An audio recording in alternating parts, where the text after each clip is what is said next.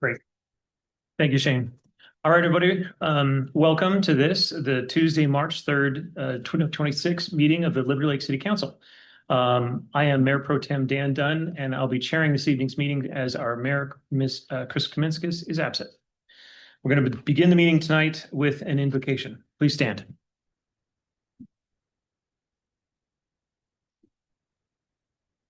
Father in heaven, we are grateful to come together as a city and as a community to discuss the work of our community and to make this a better place.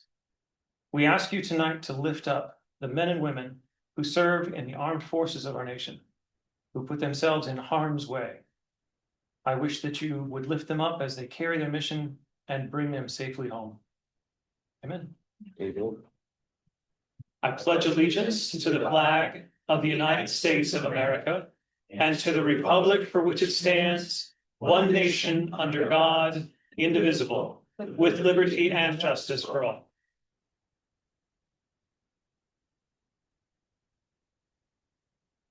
All right. Well, welcome everybody. I'm going to call this meeting to order, and we'll begin with our roll call. Councilmember Somerdero. Here. Councilmember Hugh Severs. Present.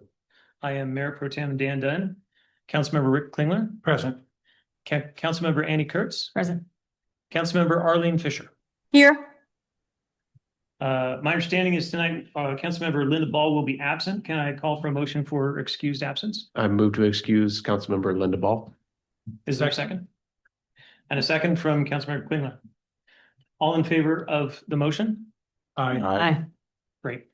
We have an excused absence. The agenda is in front of you tonight. Are there any amendments or changes to the agenda that we've got? I will recognize that we've got an appointment in our meeting tonight. I'm not going to action a movement of it as the participant is not here tonight. So we'll proceed as posted in the agenda. If there are no changes or amendments to the agenda, I call for a movement of the Mayor agenda. Pro Tem. Motion. Question? I would move to change 7D and move it up to just before 7A. Okay.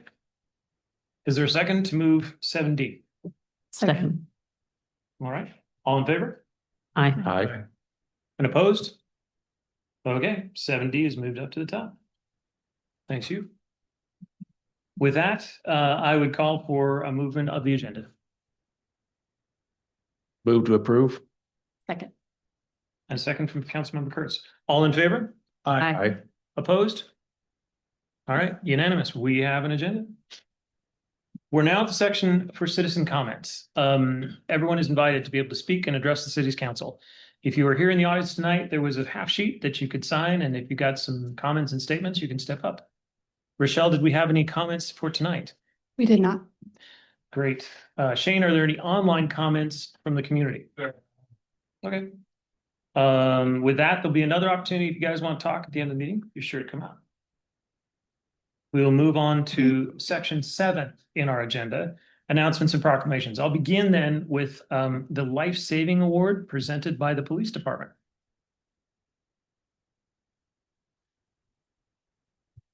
Oh, we're all good. All good. Mayor Pro Tem, members of the council, appreciate the opportunity tonight to allow us to speak on a member of our community, our working community. So late in January, on the 25th of January, we had a young member who was 20 years old in the community, Noah Bigner, who works at our Taco Bell establishment here in town. He took actions in order to save a life, and I just wanted to read through some of those things that took place, if you don't mind, for just a few seconds. Please. The award, actually, I'll give credit to where credit is due, was presented by our Sergeant Bogenreef was the one who was actually on scene at the time. And so he formally wanted to recognize Mr. Bigner. He responded to a report of a 14-year-old female who was unconscious and not breathing on the floor in the women's restroom. Upon his arrival, he observed a male employee already performing CPR on the patient. He immediately recognized the severity of the situation and began life-saving measures without hesitation. Despite the high stress and chaotic nature of the incident, Mr. Bigner remained calm, focused, deliberate in his actions. He continued providing effective chest compressions and care until fire department personnel were ready to take over the patient's care. His quick thinking, initiative, and willingness to step in during a critical movement or ensure the patient received immediate intervention during the most critical minutes. That she was later transported by hospital, and she also is still alive today because of his life-saving measures. Wow. It is well understood that CPR is one of the deciding factors between life and death. Without Mr. Bigner's prompt response and decisive action, the outcome may have been quite different. His actions directly contributed to giving the patient the fighting chance to survive. And Mr. Bigner demonstrated exceptional courage, composure, and selflessness, and he did not wait for instructions and stand by for help. He acted. That level of responsibility and care for another person's life is exactly what this award was meant to recognize. Normally in law enforcement, we do not recognize somebody outside of the agency for giving a life-saving award. But given the situation, the type of environment where the young male who's working his way through college, working in one of our business establishments, we thought it was appropriate to do so. So instead of giving him the award that we usually give for law enforcement officers, which is a ribbon, we decided to give him a plaque and present it to him when he comes back to work because he wasn't able to be here tonight, unfortunately.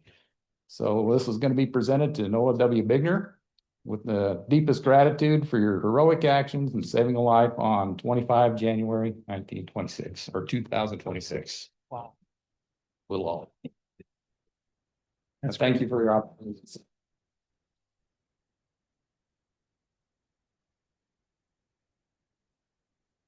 Thank you, Deputy Chief. This is a remarkable call to action for everybody to do what they can to be aware of and to participate and to look out for everybody around them.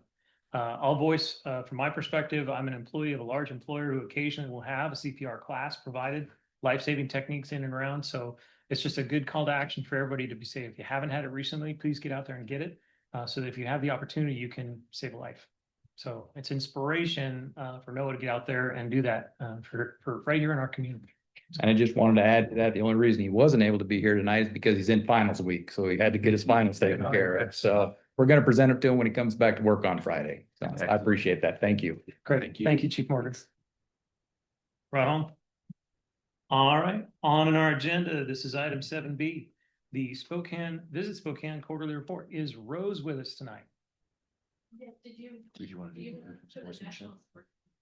Oh my gosh, I am so sorry about that. I apologize, Rose. Yes, in order then, I apologize. I want to recognize tonight we have a proclamation.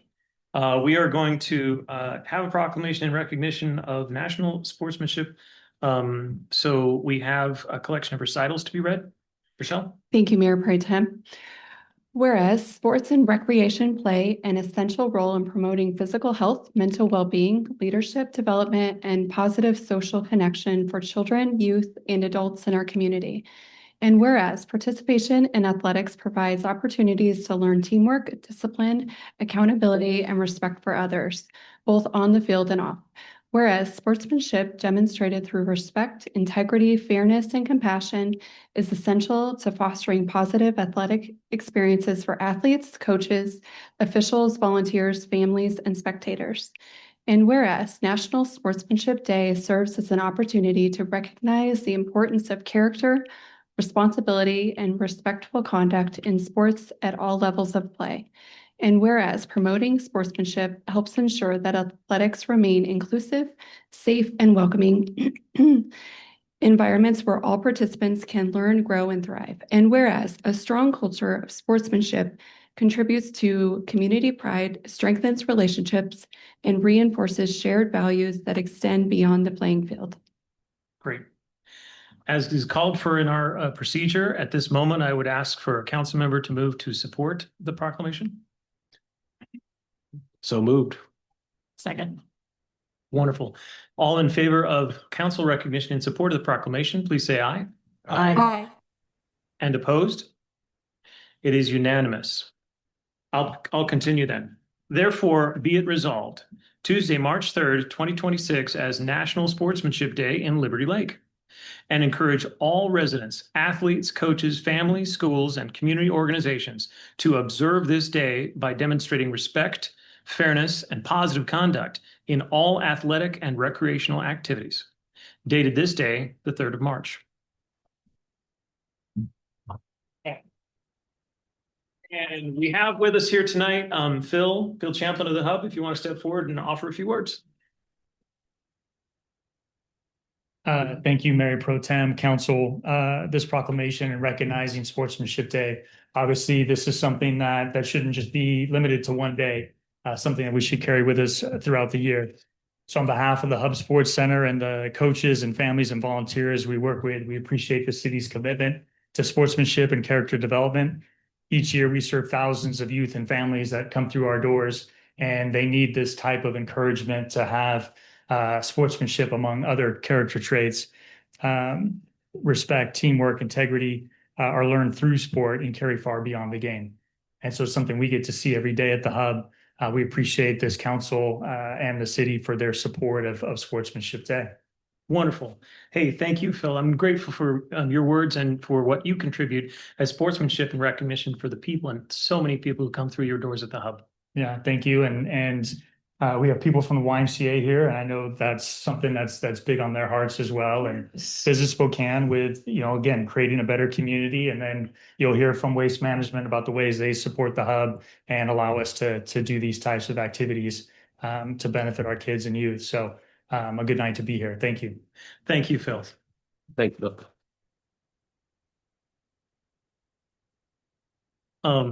I speak for many, I think, in our community as a parent. I've had children, kids, now young adults, move through sports programs. I'm even going to shock you and say I wore the zebra shirt to referee high school lacrosse. So I'll just tell you that being able to compete as players with, fierce competitiveness, but fairness is an imperative skill. And so I just challenge every one of us to get out there and play it right. So thanks. All right. Moving on. Now we'd like to hear from Visit Spokane. Hi, Rose. Hello, good evening. How is everybody? Thank you, Mayor Pro Temp and City Council. There's a few members of the council that I still need to have a meeting with one-on-one, so I will be connecting with you soon. You're in for a real treat today because I actually brought our Vice President of Marketing, Jeff Hawley, to give our report today. I will follow up with Rochelle, our annual impact, our community impact report. We just held our annual meeting not too long ago. I know Mayor Chris was there. There's some great data in there in terms of all of our numbers through 2025, marketing, website, community engagement and such. So we'll get that over to you in a digital format. And of course, I'm always happy to answer any questions. But now I'm going to have Jeff come up and he's going to go through some of the work that we did with Liberty Lake using the lodging tax dollars that we were awarded in 2025. So there you go. Thank you. All right, my name is Jeff Hawley. I work for Visit Spokane, the Vice President. So I'm going to take you through what we did with the lodging tax dollars that we received this year.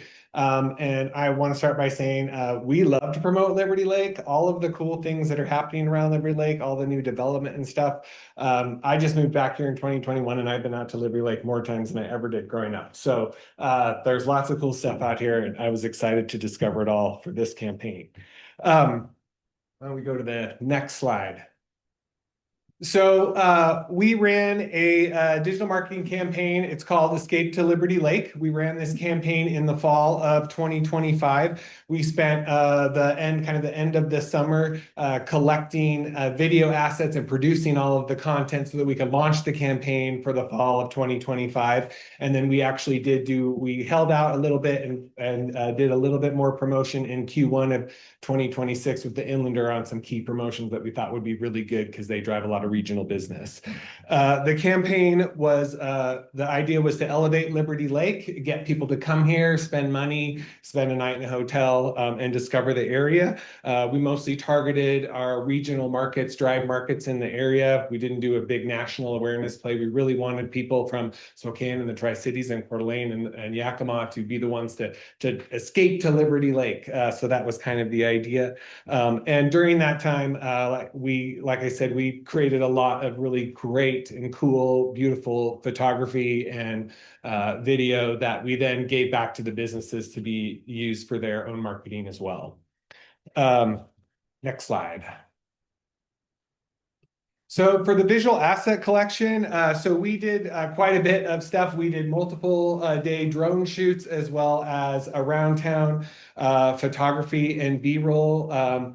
We went to several businesses. We hiked up the hiking trail. We went to the beach at the lake. We did Salty's Flats. So we tried to capture everything that really, when I sat down to do this campaign, I realized we didn't have any video or photography that was we didn't have a lot of it that we could use, so we really wanted to get those assets. So we were able to do that, and we did this with by giving these assets to businesses and back to Liberty Lake. This is professional quality stuff that is edited and can be used for not just for us, but then also for you guys as well. So the visual asset collection, we did want to have a specific slide on this because even though the campaign seems like we just got and market a lot of stuff, a big effort is getting this stuff captured and recorded so that we have the assets to use it.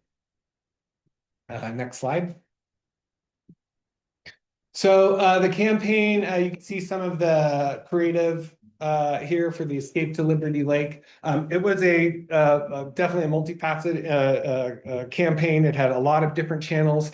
We did basically a digital display pre-roll campaign, which is pretty standard, and it drove a high click-through rate, higher than what we see on a lot of campaigns, which was really good to see. We targeted those general markets in the area. Coeur d'Alene and Yakima and Tri-Cities happen to have the top click-through markets for that, which we kind of figured this area would be strong for that. And then when we go out and place our advertising, the publisher kind of learns and places impressions based on the quality of the ads, et cetera. And we found that our local news channels were the ones that were actually ended up serving up a lot of our ads, which was great to see that that they're actually helped driving some of the promotion for the area. So we also did a YouTube promotion as well. And that was actually kind of an interesting thing that occurred. So we did a basic YouTube promotion campaign that was successful, and then YouTube kind of picks up on something that's successful, and we've now driven an additional 45,000 clicks to the Liberty Lake page on our site, which is pretty amazing.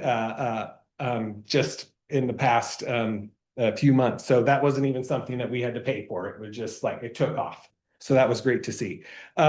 In addition to that, we did Inlander placements in Q1. So we used if you guys have seen the Inlander Heart and Home, that one is their kind of their annual, well, they do it a couple times a year, but it has a really long shelf life, and a lot of people that are more kind of affluent and golfers and things like that kind of hang on to that one. So we did an advertisement in there, as well as we wanted to make sure we put one in the Inlander Restaurant Week for this year, because you guys have so many restaurants that are participating in Inlander Restaurant Week. We wanted to make sure that we put that ad in there that people would know that they could come to Liberty Lake for Inlander Restaurant Week and get involved as well. So we thought those were good placements for that. And then in addition to that, it also goes on the Inlander page and some newsletters as well. So so that's kind of like the paid aspect of that. And then just in addition to that, we posted about Liberty Lake 25 times just organically throughout the year, which like I said, we always like to promote Liberty Lake. So we did that across all of our channels, and we continue to see success driving traffic to our Liberty Lake website. So that's the campaign. Next slide. Things that are featured. So these are just a list of all the places that we went to. So as I mentioned, we did outdoor and recreation. We also did food and beverage. We did shopping, and then we did also the new Garner Hotel. One of the things that also occurred during this time is we did a giveaway to Escape to Liberty Lake, and it was our #1 giveaway that we had all year long. We had over almost 700 entries into the giveaway, which included a gift certificate to eat, overnight stay at the Garner Hotel, and I think one other aspect. So really high engagement on that. And so we are seeing that people are getting excited about the new features that are happening, or the new things that are here at Liberty Lake. Next slide. think that might be, and then just, there's a lot of money that goes into this stuff. And so just a breakdown of how we spent that money. I won't go into all of the details, but it does take a lot of effort to make all of these pieces come together for this type of spending. This just gives you kind of how that breakdown ended up. I will say, you know, we had 85,000, I think, and we spent around 75. We had estimated a larger amount on that video asset and photographer collection, ended up coming in less than we thought. So that ended up working out kind of in our favor. So that was the investment summary. And I think that's kind of the high level overview. Any questions? Are there any questions regarding Visit Spokane? Yeah, I was curious, are there any outcomes measurements from the campaign? Is there a way for you guys to track increased visits or purchases or anything like that? Is that kind of baked into? So we don't have tracking from from the digital campaign all the way down to did they come into market. What we really can look at is like the general marketing KPIs to see if our creative and advertising was effective. So essentially we'll look at per display, pre-roll, we'll look at click-through rates. And so the click-through rate for this was about 0.24%, and industry averages around 0.01 when you look at general just display advertising. So this campaign, I think, did pretty well. And then when we talk about our social media, like the giveaway, I think was over a 3% engagement rate on social media. And we're typically, you know, about a 2% for that. So that's how we are kind of looking to see the success of that, is if our advertising is driving the click and the action that we want them to take. And then they get to our page. And then when they make the decision to come to Liberty Lake, we can't quite track all the way to that level. Endpoint. We track to our marketing KPIs. Can I add something real quick? Well, we do track occupancy, so general occupancy in the county. So we can see if there's an influx in data. Traditionally, those are about 2 months delayed when we have our full numbers, but I'm happy to pull a full report on that, and we can. Again, it's not a solid point. It's not like a scientist would hang their hat on it because they need 100%, but we can show some of the data of traffic and how things are going. And then we can also show traffic to page and kind of engagement there. So there's other things we can add to that. So more qualitative than quantitative. Yeah. Yep. Unfortunately, leisure tracking for overnight stays is a lot harder than when we have like a group contract room. So when you're working with like a room block, or an event that has to host a very contracted amount, that's like a solid point, and we can hang our hat on that. And most of the time those are attached to our convention business, which happens mostly downtown. But in the leisure capacity, we do our best to pull all the numbers together to help tell the story of how it's been elevated. And I apologize, just a follow-up question. I don't know if this is like information that I should know, but I don't know. Have you guys done a campaign like this before? Is this an annual thing that you guys do for? No, so this is the first time major investment on a specific Liberty Lake, which we really coupled when we presented to Ask for the Ask, was we need to gather some extra additional content, and then we want to do a very specific Liberty Lake focused only. So we do tourism promotion for the entire county, which includes baseline promotion for Liberty Lake and things to do through year round, even like right now. But for an example, if we're doing 30 posts in a month, 24 of those are not going to be Liberty Lake. It's maybe 2 to 3 of those a month. So this was just kind of an additional blitz to make sure that we were capturing content we needed and assets we needed, and doing extra love out to Liberty Lake specifically. We love, so. Yeah. Jeff I'd love to see noted, the digital. we can send, I think Rochelle has this, but Jeff noted, and I'll just add on to what Jeff said. I'm from the Midwest, so I wasn't at Liberty Lake before I moved here, but we absolutely love working with Liberty Lake, and we have a lot of great strategic conversations with Mayor Chris, who's on our board of directors, and of course, Mark McAvoy. I've had great conversations with him in terms of how Liberty Lake is growing. We're excited for all of the new features that are coming, new businesses that are coming. We think there's you have sustainable growth that has experience based that we're really looking forward to promoting. Yeah, we consider it a great partnership. Thank you. Appreciate that. Excellent questions, Rick. I'd volley that what has been provided is an amazing array of services. There was a call to action to Visit Spokane from the last council to say, please, try and double down on explaining why and how Visit Spokane and the contributions that we make provide return to the city. So I personally can't think of how we could, as a council, get such services for the amounts that we contribute in terms of what it costs to be a part of Visit Spokane. So personally, thank you, Rose. This is remarkably done. I'd kind of throw a question, and maybe Mark, I'll put you on the spot. The city's recently invested in a kind of an analytical tool to identify the movement of people. What's the name of that platform? It's called Placer AI. Yeah. And perhaps, Rose, as a question, we have the access to that information, Placer AI, and that is readily available to businesses in our community. Mhm. I'm just wondering if you could help us to understand how we could put that data to practice. Yeah, we are looking to partner with Placer AI as well in 2026. So would love to look at that data and see if we can correlate. I know there's all sorts of different modules and how they pull, and they tap into cell phone pixels. There's also some credit card spend. So I'm not sure which version you have, but I would love if we could have access to that data to add to our reporting as well, even as just another layer, if it's available.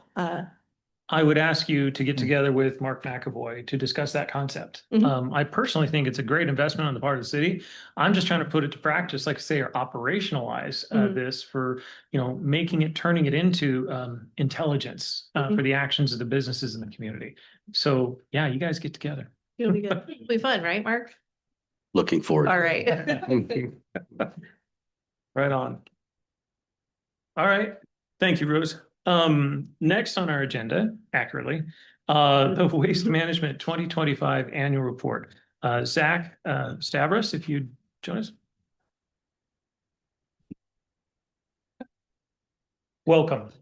Thank you. Good evening, Mayor Pro Tem Dan and Council. I'm Zach Stavros, the Senior Executive Accounts for Washington and Idaho, and this is Mackenzie Borja. Hello, everyone. Mackenzie, let them know kind of what you do. I am the Education and Outreach Coordinator for Eastern Washington. So I am teaching people where their waste goes, how to recycle correctly, and just giving them good education on how to keep their waste limited in their home as well. Yeah. Zach, I don't mean to interrupt. I could just offer a preface to the descriptions. Waste Management is I'd say an agreed partner to the city of Liberty Lake. We are obligated to provide services of solid waste management to our community, and we work hard to reach agreements and then sustain work with Waste Management. So part of their role in this is to annually approach the city's council and provide background and information about their work. So thank you. Thank you, Dan. So a little bit of my background real quick. Cut my teeth with WM about 13 years ago as a senior operations manager based here in Spokane. So overseeing the Spokane operation, also the Coeur d'Alene site. So very familiar with the operation side. Although not speaking today in the crowd, we also have Zach Bray. He's been with us for about 4 to 5 years now. He was my replacement as I moved up into this role. And he is now the guy that is taking care of making sure all the garbage is getting picked up on time. So if we got an issue, let me know. I know the guy. So yes, today we'll go over a little bit of background of 2025 and then also forward looking into 26. And we'll do a little bit of legislation education at the end as well. Shane, if you want to go to the next slide. So as Dan was covering here, WM Spokane provides solid waste collections, not only to Liberty Lake, to all the surrounding cities in the area here, including Airway Heights, Deer Park, the city of Spokane Valley, and also what we call the UTC area, which is our incorporated county customers. Yes, that includes the ones around the lake who sometimes think that they live in the city limits. So we have 91 full-time employees that are based here in the valley is where our site is, the hauling site. We have about another 7 remote employees in addition to that number, such as myself, Mackenzie, and a few others that make up some support roles in the area. If we're looking at last year, there was a total tons collection of just shy of 7,600 tons that were pulled out of Liberty Lake specifically, and with that a diversion rate of almost 24%. Those that are looking at the dark green or the kind of the medium green there of 715, and I do know it's maybe a little hard to see. There's an asterisk there. You might be wondering, okay, where is maybe some more of that recycle volume? You know, we have these large containers at our house. Recycle in the commercial side of the business is known as open market. And so there are some other haulers such as Sunshine that can provide that service to businesses. So that is going to be reflective of the tonnage that WM captured last year, but there could be some more volumes that were also diverted out of there under the commercial only. And then we can see a composition rate, that bottom pie chart. The largest diversion of it is mixed paper. A lot of us grew up knowing aluminum cans and newspaper and cardboard and such, and a lot of that makes up that mixed paper commodity there. When we get in the McKinsey section, you know, our education is constantly ongoing to try and increase these tonnages that are being diverted out of the waste stream and into the recycle. And we have some plans this year to help increase that. Additionally, thanks to the help of Mark and Ben, we have added paper and plastic to-go cups into the composition there. So that gets it out what we call residue. So no longer is that considered a waste. That's actually a product that can be turned back into a reusable product. Go ahead, Shane. Service demands in our system overview. As you can see, if we do a composition the entire year, that first number there under the annual totals, 54,000, that is reflective of essentially how many times and how many homes we visited throughout the course of the year collectively. It doesn't mean that Liberty Lake has 54,000 homes. It just means we, you know, hit that many residents across the board there. And that is just for garbage. And then you see a high correlation for recycle, and then a little under 50% on the organics side. So on average, we're doing about 4,500 homes every month there. Of our team, of those 91 employees total, we have 7 that make up your garbage routes. You have 7 routes that are every other week collection for recycle, and 3 that are completing organics currently. Last year, we brought on 8 new hires to the region.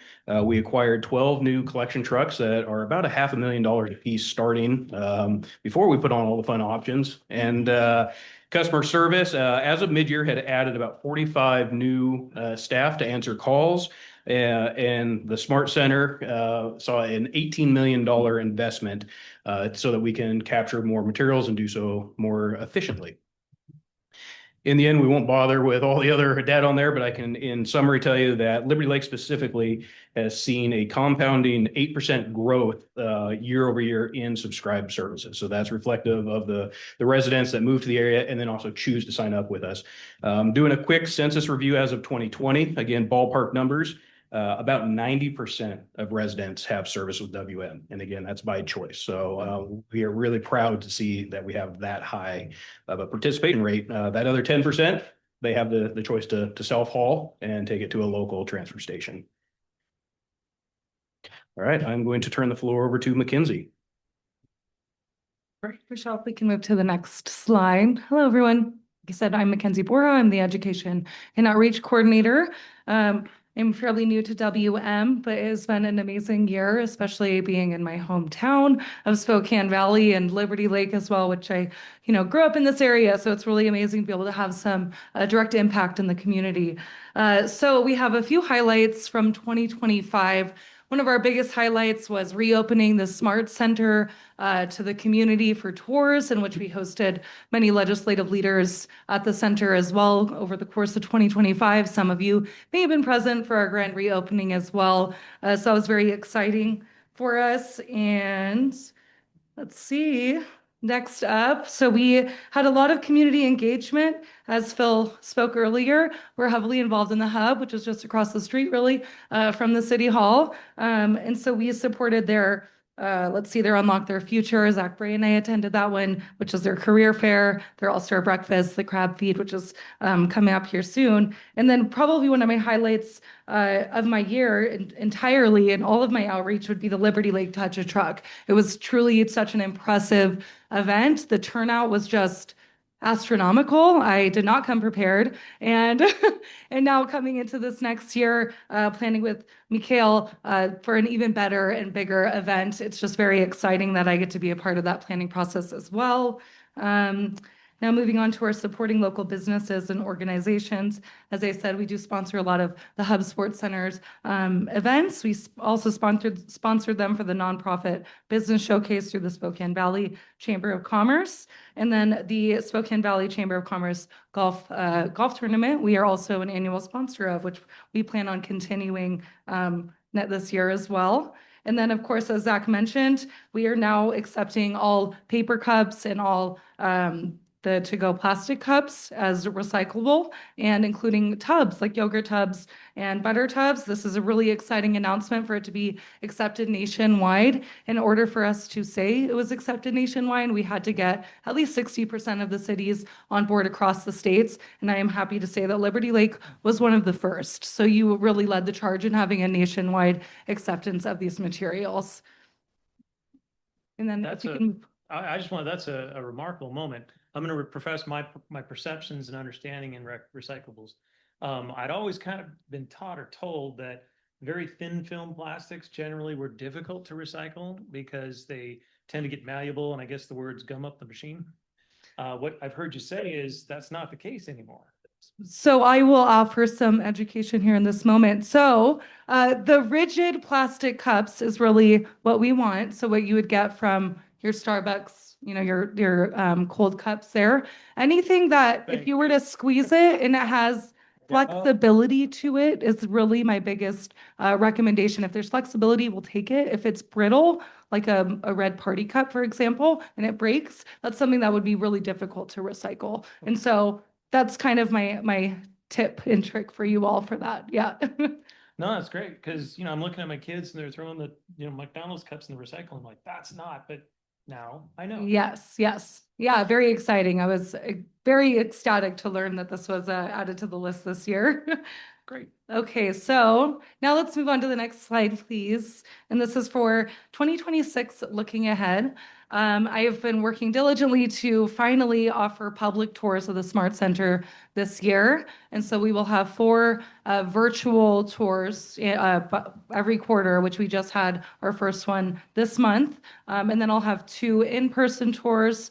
And those tours can be found on various websites like wmnorthwest.com. You can find it. It's also on the Spokane Valley Chamber calendar as well. And yeah, very excited to open those tours up. We are going to be targeting multifamily homes to invite them to the Smart Center. That is a large focus for our region this year, is to enhance their recycling education and abilities within apartment complexes and other multifamily residences. Let's see.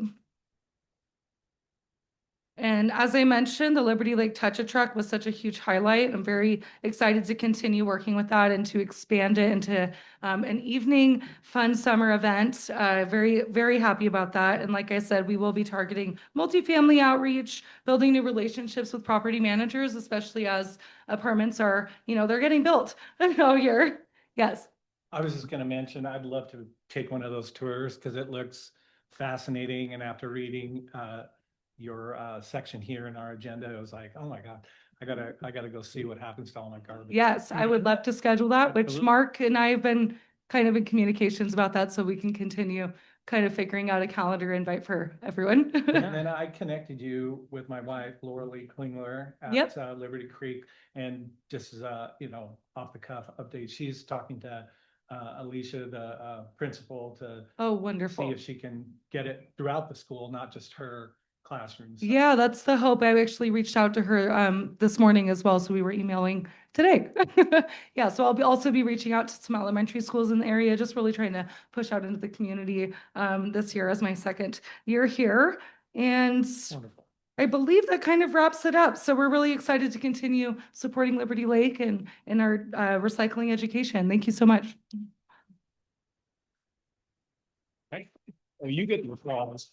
Come on, I gotta drive this home. Hey.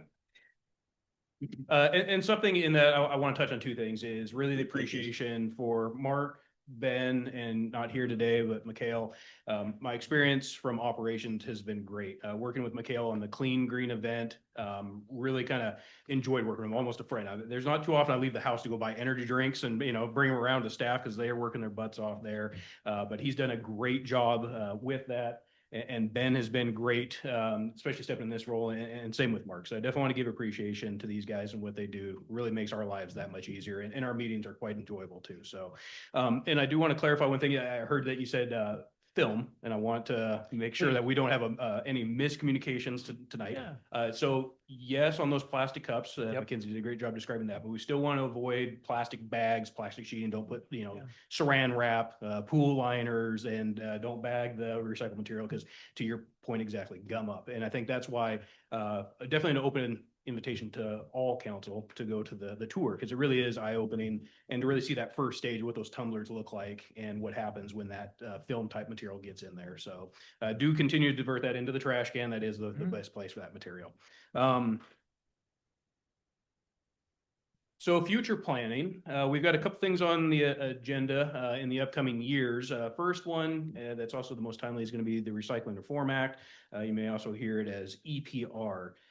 This is essentially the goal is to standardize what goes in the blue bin across the state. It is also then to form what are called pros by large producers of such materials. So your Amazons, your Coca-Colas and stuff. And so there's a bunch of timelines and benchmarks along the way. We are currently in kind of the midst of it right now. Pros are having to register with the Department of Ecology. October of this year, the statewide collection list will begin to come out. So we will see what is becoming standardized. And then December, they'll do some preliminary assessments based on the data they've received from those that have registered. March of 2029, the state and through Ecology will start to limit if businesses have not registered as members about selling their materials in the state.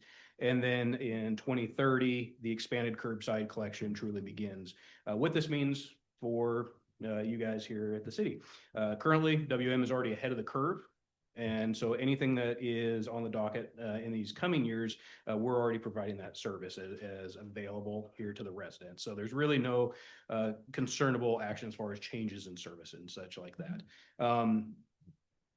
The considerations around financial and standardized lists are yet to be seen. We'll see what comes out. Part of this are those pros have to finance the program, and there are certain percentages that they are supposed to put back into these programs to help fund the education, the infrastructure, really the recycling program. But we're very early to figure out how that's going to work yet, so can't quite quote more than what we're at there.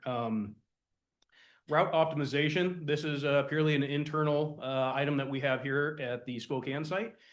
We do these every so many years. It's a massive undertaking. We have an entire team that we also enlist to help with operations, and talks are already underway. And really, we kind of throw everything open and say, okay, let's get outside the box, aside from just small little improvements on a route here or there. And we go, can we make anything big? Can we make real changes that help drive down our time on route? How do we make better routing? How do we have less crossover? Because as you've seen, the growth is quite rapid in our area right now. So we can keep pace with the small complexes that come on. But when there's entire neighborhoods and then the second neighborhood, we have to look at a bigger picture. Through that, our goals are obviously improved route flows. We have some mapping technologies that are giving us better accuracy to commercial containers specifically. We get to see less road miles, which is great for cities. Means, we're not putting our heavy trucks on the roads as much, not so much crossover return trips. And then again, the greater service accuracy, so that we have less concerns from customers about any miscans or anything like that. BOMA, the Business Organics Management Area. Again, this is another ecology rollout that is currently underway. The goal is a statewide mechanism of phasing in organic materials for businesses, specifically in food. The end result goal is to divert materials out of landfills and get them into compost facilities to be repurposed, reused. Cuts down on methane at the landfill side. So the method, Ecology, is updating these maps. As you can see, it's only made it as far as central Washington. Spokane County isn't even flagged as of current day. I just pulled this the other week. The map's supposed to be, I believe, updated in July and then effective for January the next year. Those counties that are highlighted, some of the requirements are already active, such as back in 2024, businesses with more than 8 yards of organic material must arrange for services. And January of last year, it went down to 4 yard, and then January of this year is 96 yards.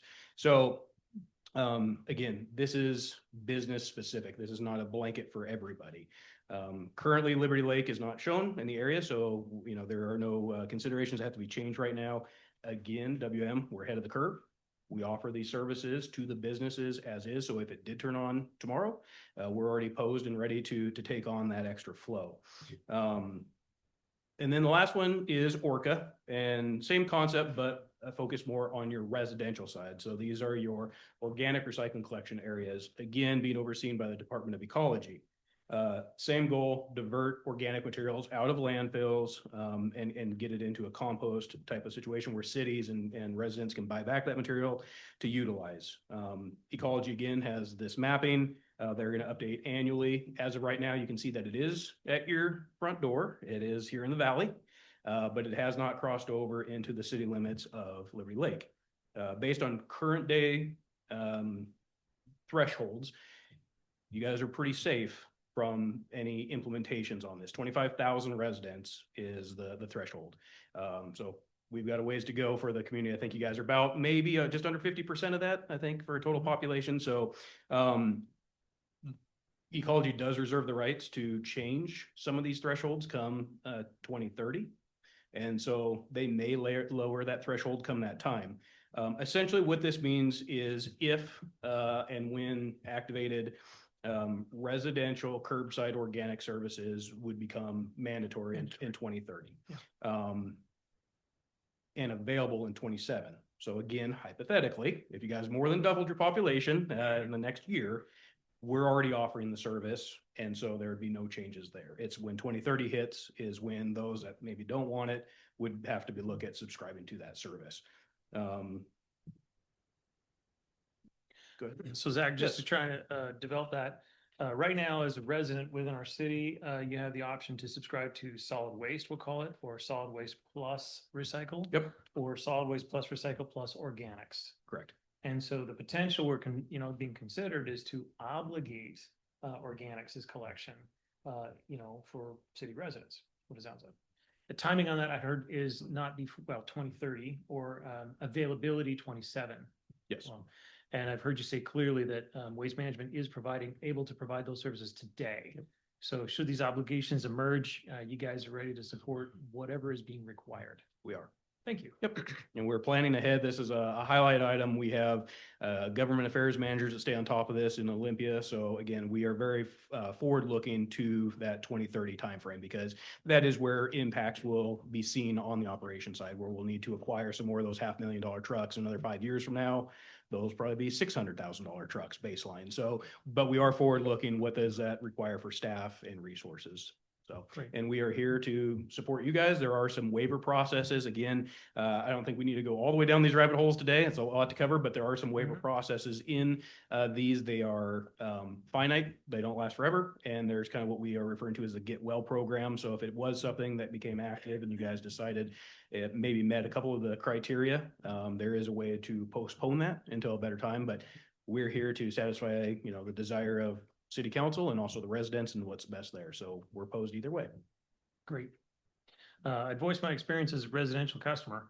I find the organics collection to be like indispensable for the utility of a traditional residential home. Yard waste, I'll call it, accumulates. And then I guess as a great call to action, awareness of what organics really means insofar as food scraps and other things which come out of traditional residential housing.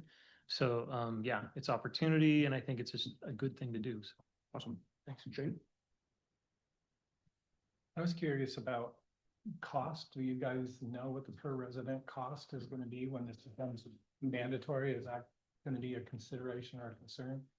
That's a ways down the road. Obviously, between now and then, there will be natural increases already. Current day, 96 gallon is running $27.61 for weekly collection right now. So if we establish that as a baseline today, I wouldn't imagine anything, aside from kind of our standard annual increases come 27 now. When it's mandatory, that opens up a bigger discussion about what that would have to look like. One of the benefits with mandatory is it creates density. When it's subscription based, you might have to drive 2 miles to get to the next house. But when it's mandatory, much like, many of the other services are out there in other cities, and you're just going house to house to house, That allows for us to be more cost Economies of effective. scale. Yep. Mhm. Because travel is one of the most, costly items there. So. So maybe Zach, to develop that thought, if the density of subscriptions increases, there is the potential for a reduction of cost. Is that a fair statement or? On big picture, we have to know the capacity to process, and what that does look like, move yard waste is expensive, it's heavy, Okay. right? So there, luckily, we do have a facility that is nearby. Bartech is fairly local. And so we have a great relationship with them. And so it also depends on what their capabilities are, what their investments are. So we have to look holistically at big picture on everything that would influence that. It's perfectly worded answer. Thanks. Get in touch. Actually, Mackenzie probably knows more about the website than I do, so Spent a I'll lot let of her, time on this. let her close it out. Yes, so there's a lot of features on the website that I feel like maybe people don't really know about. And so there's a lot of self-service options here where if you submit a priority request, then you're able to change your service, add service, pause service, report a broken wheel on your cart, whatever it is. That's a really streamlined way to get a hold of us. There's also access to the MyWM app, which offers the same exact features, but it's an app form instead. There's also a virtual smart tour on the website. So if you're interested in watching the video of the smart tour, you're more than welcome to go ahead and watch that as well. And then you'll be able to access the Smart Center tours through the WM Northwest page. Wherever you see the overall MRF tours, that's what we're looking for, but you can access it from here as well. Thank you. All right, I believe that concludes it. If there's any other questions. Thank you, Andy. Oh, I thought you raised your hand. Sorry. All right. We appreciate everybody's time. Thank you. Thank you, Zach. One. Right on. All right, moving on in our agenda. I believe that concludes our announcements, special presentations. Moving on to reports and inquiries. Are there any city council member reports? Don't all answer once. I'll voice that we're T-minus less than 2 weeks to the March 14th father-daughter dance. Hosted on the Saturday, the 14th of March at Ridgeline High School. Tickets are on sale now. Keyword search father-daughter dance, Liberty Lake. They're selling briskly. So we look forward to hosting, it looks like a huge section of the community of all ages. So that's going to be a lot of fun for our community. So, any other city council reports? All right. I'll move on to city administrator, Mark. Thank you, Mayor Pro Tem. As Shane is pulling that up, I'll just apologize in advance for the crackiness of the voice. I've, like many others, gone through a round of whatever's going around. So you'll just have to put up with it for a little bit tonight.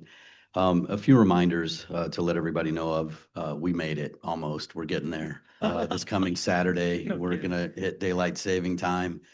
So spring forward those clocks. And then later that week, Thursday, March 12th, to be specific, is the final day of the 2026 legislature. After the most recent cutoff, we're still tracking about 7 bills that are connected in some way to our priority list, that are still alive and moving their way through the process. And so sometime this week, I will get you an update as to where those bills stand and what the likelihood of them turning into law is, and then what the potential impact of those may be. And then, of course, we'll know at the end of the session what the real picture is going to look like. So before we move on to the other reports, are there any questions about those two things? All right, Shane, if you can pull up the Safe and Healthy Spokane update. And this is something that we talked about, and as that's being queued up, if you remember back on December the 2nd, council voted to authorize the mayor to sign what was called, or is called, the Shared Response to Homelessness Memorandum of Understanding, which essentially was signaling a shift from a housing first model to approach homelessness to a treatment first model, which was in alignment, or is in alignment, with the new federal priorities. And so the city signed that MOU. I believe most cities have signed it. I'll have to get an update from the group as to whether all of them have at this point or not. However, one of the things that's associated with that is an update that the group mentioned when they were here presenting the MOU that was timed at around June. And so what that looks like with what's happening now, there's a task force that's been put together that's called Safe and Healthy Spokane. And what they're doing is they've brought members from the community of a variety of different organizations and types and with all different kinds of experiences. And you'll see some of the makeup in just a minute to look at this issue of making this adjustment from housing first to treatment first within the context of a public safety model. And so this also has a tangential association with the workshop that Kyle is going to walk you through later this evening. And I'll kind of mention that in a few slides. But Shane, if you can go to the next slide. And this is all Safe and Healthy Spokane's material.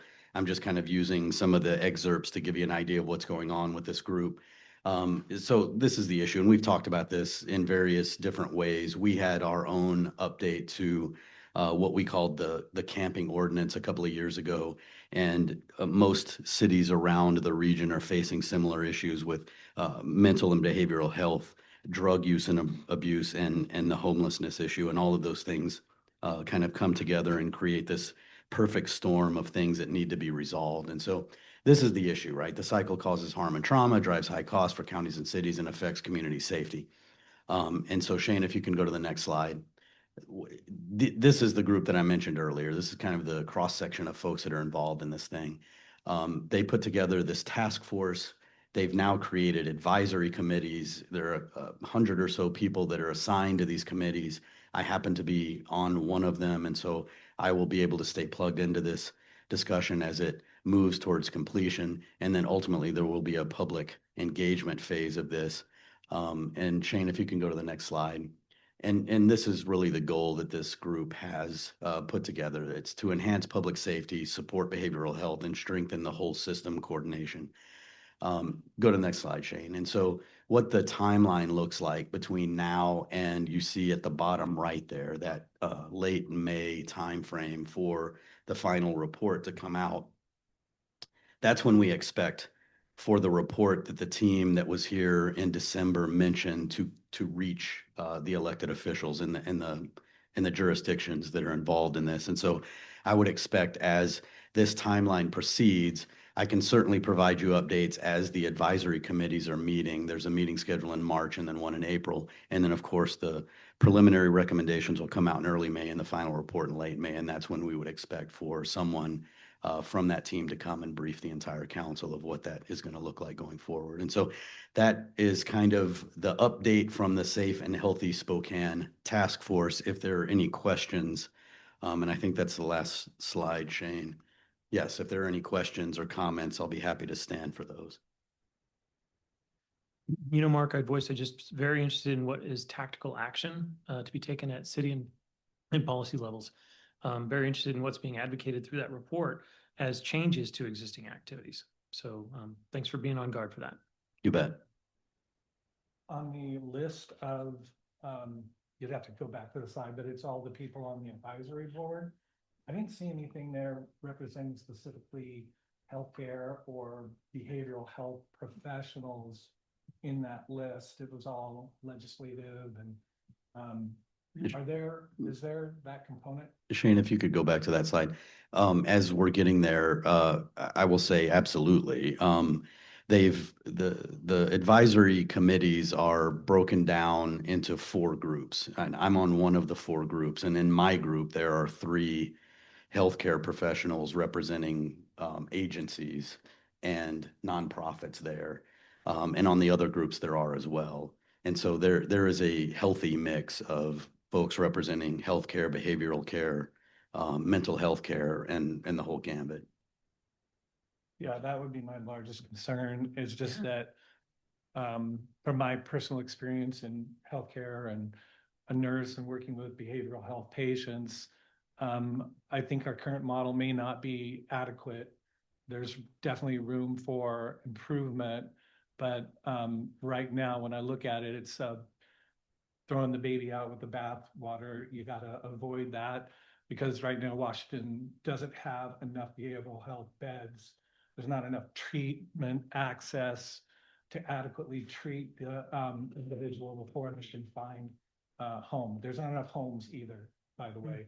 I just am looking forward to have a high level of due diligence around those areas so that, you know, we as a council can fully support it and it's implementable in a humane and positive way with positive outcomes.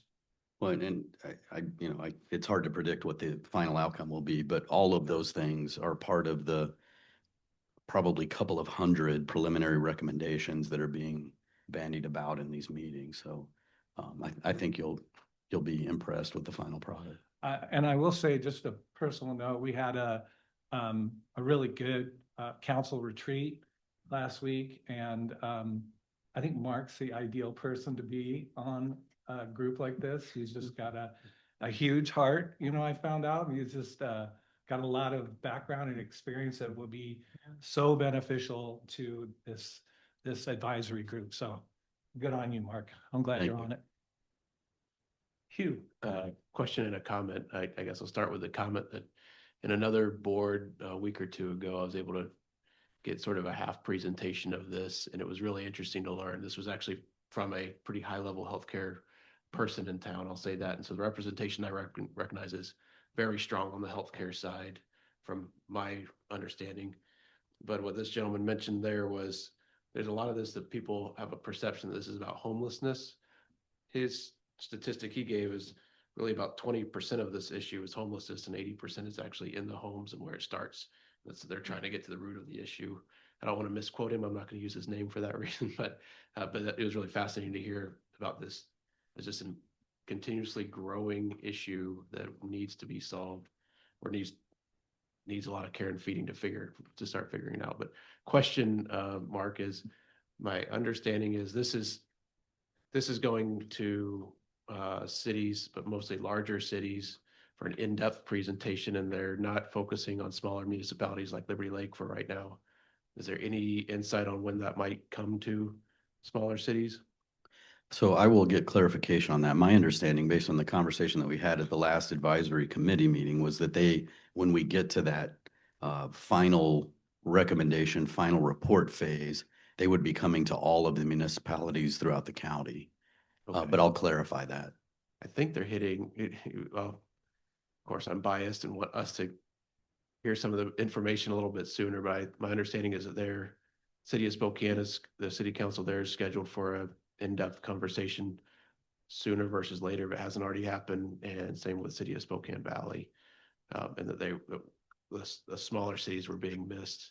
It'd just be nice to get up to date sooner, if possible. Sure, and I'll get some clarification on time and if it's possible to accelerate our place on the calendar. That'd be great. Thank you. excellent observation.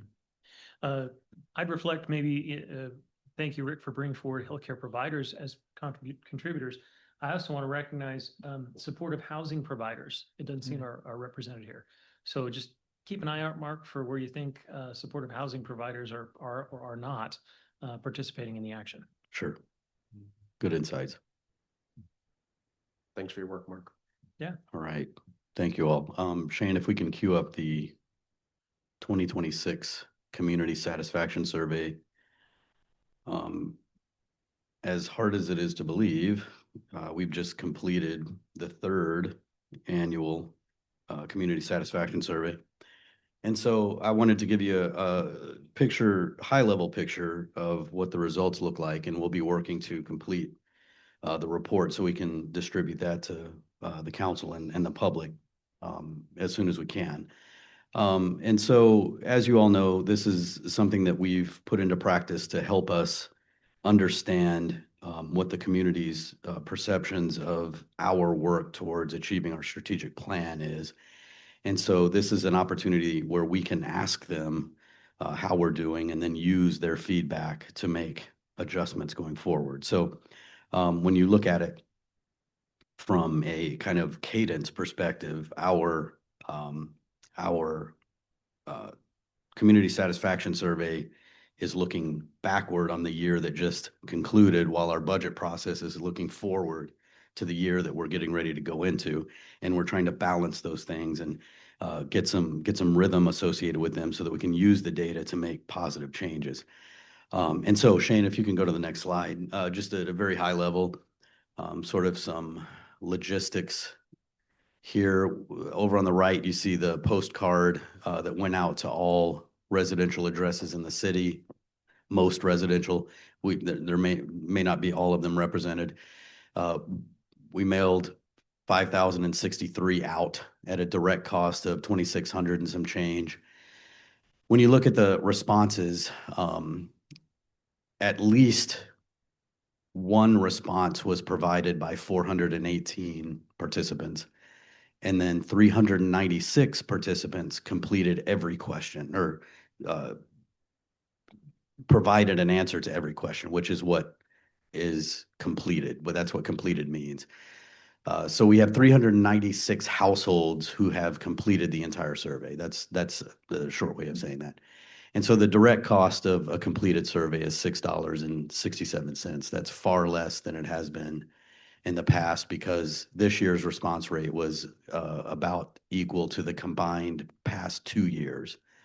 So we made progress this year with the response. Next slide, please. And so what I'm going to be doing is showing you the questions that we call the overall questions. These are the ones that are directly tied to results on the strategic plan. I know some of these titles are a little hard to read and some of the other information, but the other benefit that we have now is being able to compare with past years. And so as you can see here in that first question, how satisfied are you about the quality of life? This is kind of our capstone question here. And as you can see in 2026, 98.7% of respondents are at least somewhat satisfied, and somewhat is that lightest green bar up at the top there. So it goes extremely satisfied, satisfied, somewhat satisfied. And so the 98.7 is the at least somewhat satisfied. And you can see how that has toggled over the last couple of years, but it stayed pretty consistent. If we compare it, 2024 was 97.4 and 25 was 98.8. So it went down 0.1%. So we've got some work to do, clearly. That's a joke to Rick's point earlier. Seriously. All right, next slide, Shane. How safe do you feel? We're again rocking at about 98.5%. And you can see one of these things that's interesting about being able to compare is the folks that are extremely or feel extremely safe has gone up, but the overall rating of those who are at least somewhat safe has stayed pretty consistent over those 3 years. And so that's an interesting dynamic to keep an eye on going forward. Next slide, Shane. And this is a question regarding our preparedness for emergencies and natural disasters. This is something that we've talked about recently on the council. And as you can see, the first time we've hit a significant portion of the folks that just don't know, right? That top sort of black and white striped piece of that bar is a don't know answer. And so this is clearly something, and maybe we can enlist Mackenzie's expertise on the education and outreach in her field to help us improve this, to get the word out here. But you can also see that extremely prepared number is going up as well. And this is something that's surely going to be highlighted as we get into the review of the countywide hazard mitigation plan. But overall 65.7 are at least somewhat prepared. I think we are at least somewhat prepared. Shane, next slide. Now we get into economic opportunities. This is kind of how folks feel about their economic opportunities in Liberty Lake. And as you can see, this answer is going down. This is probably reflective of just the overall vantage point or feeling about the economy. And you can see there that year over year from 24 to 26 has gone down a little bit each year. Still a healthy representation there at 67%, but it's going down. So we'll keep an eye on that. And then looking at a corollary question, Shane, next slide, is how optimistic do you feel about the economic opportunities? And you see that number has just slightly dipped from 25 and is holding at about 60, almost 64% there. And so you balance those two out, and you know, we're 2/3 of the folks feel good about their opportunities and feel good about the future for their opportunities. So Shane, next slide. And then finally, this is asking a question about us, the governing body, and the administration, right? Regardless of your opinion about any individual, this is asking how confident are you in the government to act in the best interest of the people of Liberty Lake? And you can see there we're at about 72%, slightly down from last year. And I believe that is the last slide, Shane, if I think we have a next step. So next steps, like I mentioned earlier, we're going to compile all of these results, the full, because there are multiple questions in there that provide context to those answers. And we still have some work to do to get that in a presentable form. And so we'll do that and hope to publish the results by the end of this month. And then use those as we inform our priority-based budgeting development as we get into our budget development phase. And so if there are any questions, I'll be happy to answer, but we are rocking and rolling on this thing. Yeah. Are there any questions regarding the community satisfaction survey? I'll just make a comment. I thought it was brilliant, Dave, having the idea to put all the different videos out there and the council members contributing. I think that kept that in front of the community and had a big impact on how we got a higher engagement. And I'm, I can't take any credit, but I'm pretty stoked that it was higher this year than the past two combined. I think that really speaks to the community engagement group and the approach that was taken. And I'm still hoping that I win the golf simulator thing. We'll see. I have bad news for you. Oh, man. I totally agree, Rick. The fact that we've had such turnout and participation is a success in itself. So the ability to now review data with more reinforcement to it based on participation, to me, that'll be that much more meaningful. So I look forward to reviewing it. And with that, Mayor Pro Tem, that concludes my report. Excellent. Thank you, Mark. We'll move on to in our agenda workshop discussions and begin with 9A, the public safety sales. Audio feedback. And correct participants. Panic and program go back. Go back to square one. Came out for a committee, I remember grabbing him by the elbow, so we could turn him around, solution about the asshole. Cool. All right, Kyle, tell us about the public safety sales center. Mayor Pro Tem Don, thank you. Council, residents, as Shane pulls up our slides again for this evening. A lot of these are going to look familiar. It's going to feel like I'm probably beating you over the head with some of these slides, but it's important to kind of retread the discussion to make sure that we all understand kind of why we're bringing this to you, and some of the potential outcomes of this discussion kind of as we move forward. So with that, next slide, please, Shane. And so you all have handouts in front of you. If it's a little hard to see some of these, please refer to that, but I'll try to call out all of our important kind of pieces of this going forward. And please interrupt me as we go through these if any questions come up. But as we've brought to you before, so there's an RCW that authorizes cities and counties to submit a ballot measure to voters for a sales and use tax dedicated to criminal justice purposes. The table just below that identifies the statutory limitations of the overlapping jurisdictions. So us, the city, we have a statutory limit of 0.1% of sales and use tax. Spokane County has a 0.3% statutory limit on sales and use tax for their purposes. And so Spokane County currently collects a public safety sales tax of 0.1%. And so all of the information that we've received over the past 6 months is that they've put together a task force and they intend to pursue the remaining capacity at the November 2026 election of that remaining 0.2%. And so why that is important is that the total combined tax rate between the city and the county cannot exceed 0.3%. And so obviously if they submit a ballot measure and that is approved, Spokane County is authorized to collect their full allotment of the 0.3%. And there is some revenue share that we'll get into later. And so the city wouldn't necessarily be out all of that money.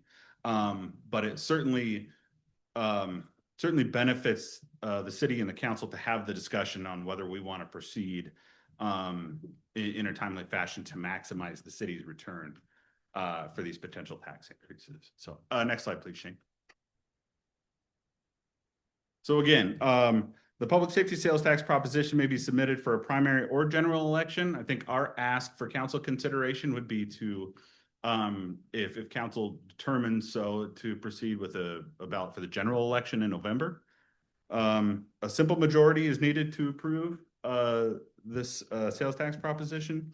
And then again, back to the timing is everything on whether we are able to maximize the benefit and city council wants to proceed with some of the discussion that we have here tonight. If the county submits the ballot measure for the remaining allowance of 0.2% prior to the city, we lose the ability to collect the 0.1% allotment, assuming both measures eventually are approved by voters. And so we're going to take you through a lot of assumptions tonight. There's 5 or 6 potential outcomes of what the county does versus what we do. And we'll walk through each of those briefly tonight, kind of in this final review before we ask council to maybe direct staff on some next steps. Next slide, please. And so we've seen this slide before as well. This identifies the revenue share on whether the city proceeds with a ballot measure or whether the county proceeds with a ballot measure. And so if the city acts first and the ballot measure is approved, 85% of the revenue generated from that tax is retained by the city. 15% is shared with the county. Alternately, if the county acts first and approves, 60% of the revenue generated from the tax is retained by the county, and 40% is distributed to the cities in that county. Next slide, please. So this is our current public safety sales tax model. And so I want you to think of these in 3 equal shares. And so, because that represents the statutory limit of the public safety sales tax. Currently, as you can see here, the county levies 0.1% of that, and that was implemented back in 2013. And so you can see the revenue share on this pie chart representing 0.1% of the 0.3% capacity. Currently, Spokane County gets 60%, and the cities get distributed a prorated share of the remaining 40%. And so on the far right there, you can see the breakdown there. This is our current tax rate of 9%. And there is a potential outcome here. The potential outcome is the county can proceed with their ballot measure. We can proceed with the ballot measure, and they both fail. This is what it's going to look like heading into 2027. And so this is a potential outcome. And so next slide, please, Shane. An additional potential outcome, and again, try to look at these in kind of these splits of 0.1%. If we proceed with a ballot measure and it's approved, and the county proceeds with a ballot measure and that fails, our tax rate would increase to 9.1%. The city would get 85% of that. The county would get 15%, but you can see the revenue share is that we are now at 0.2% of that capacity. And these are all of the potential outcomes of that. And so we'll get into actual dollar amounts here in probably 4 slides or so. But each one of these scenarios, it's important to kind of get an understanding of what piece of this pie the city gets versus what piece the county gets. Next slide, please, Shane. So scenario 2 is very similar to scenario 1. This is probably the least likely outcome of the 5 I'm going to give you tonight. If for whatever reason the county kind of changes course and they decide to only go with 0.1% for the ballot, and then we go with ours and it fails and theirs is approved, you can see a total percentage there on the far right. The county will collect 0.12%, and the city will collect 0.08 because they're levying 0.2%. Again, 40% goes to cities, 60% of those go to the county. And again, 9.1% with that scenario. Next slide, please. And so here's the scenario where the city puts something together or the city does not act and the county proceeds and the 0.2% ballot for the county is approved. And so then we've reached our statutory capacity of 0.3%. Again, the county will collect of that 0.3%, will collect 0.18%, and the rest of that will be distributed to the cities at a 0.12% rate. And then you can see our tax rate is going to be at 9.2%. Our tax rate for public safety sales tax, regardless of any of the potential scenarios, will not exceed 9.2%. Next slide, please. And so here's kind of the last scenario is we both put them forward. The city acts first. The city collects 0.1%. The county is going to put a ballot measure forward for 0.2%. But between all of those three, that equals 0.4%. And so the county would only be allowed to collect 0.1% because we acted first and the city's collecting 0.1%. And so you've still reached that statutory maximum. And so Shane, if you can toggle back and forth between the last slide and this slide, you can just see just visually the impact of that, what that extra revenue is for us without any sort of change in that sales tax rate of 9.2%.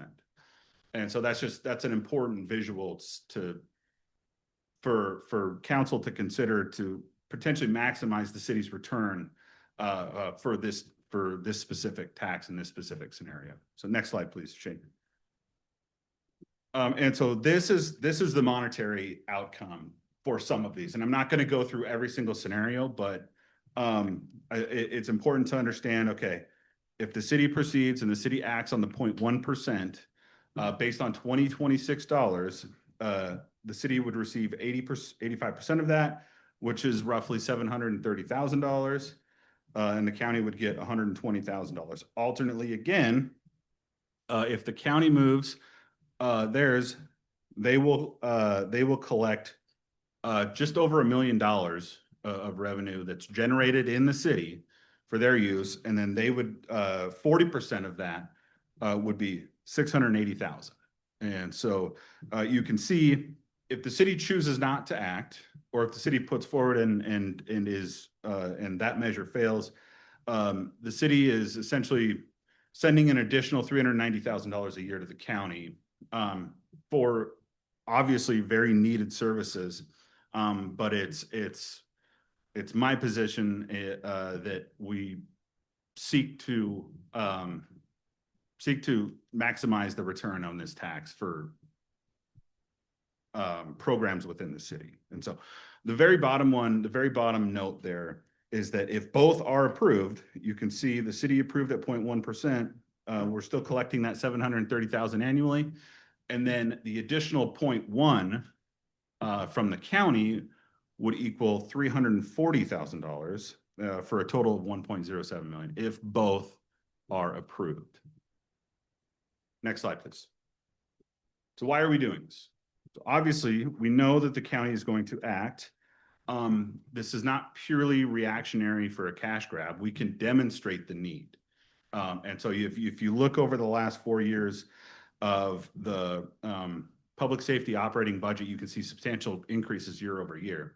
And Chief, through the budget process, has demonstrated that need year over year. And so we've been able to absorb these increases largely with the annual increases we're seeing in sales and use tax, just general sales and use tax that the city collects. That's our single largest revenue source. And so we haven't seen that strain. We've been able to accommodate a lot of those requests that the PD has provided through the budget process.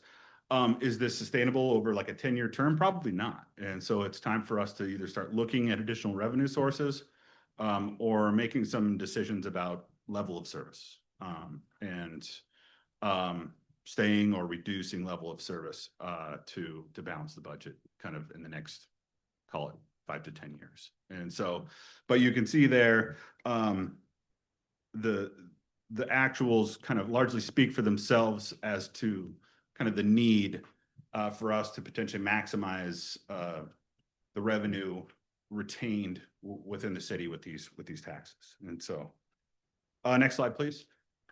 And so this kind of puts a bow on it. We've brought this forward. This is our third time now. This is the second for the new council. But timing is going to start to play a factor kind of in council's decision whether to proceed or not with a potential resolution to place our 0.1% on the ballot for the November 3rd election this year. So we've had our workshops. Tonight, I would like to kind of solicit some feedback from council on intent to proceed one way or the other. If we don't feel like this is worthy and the county can go grab that, completely understand that.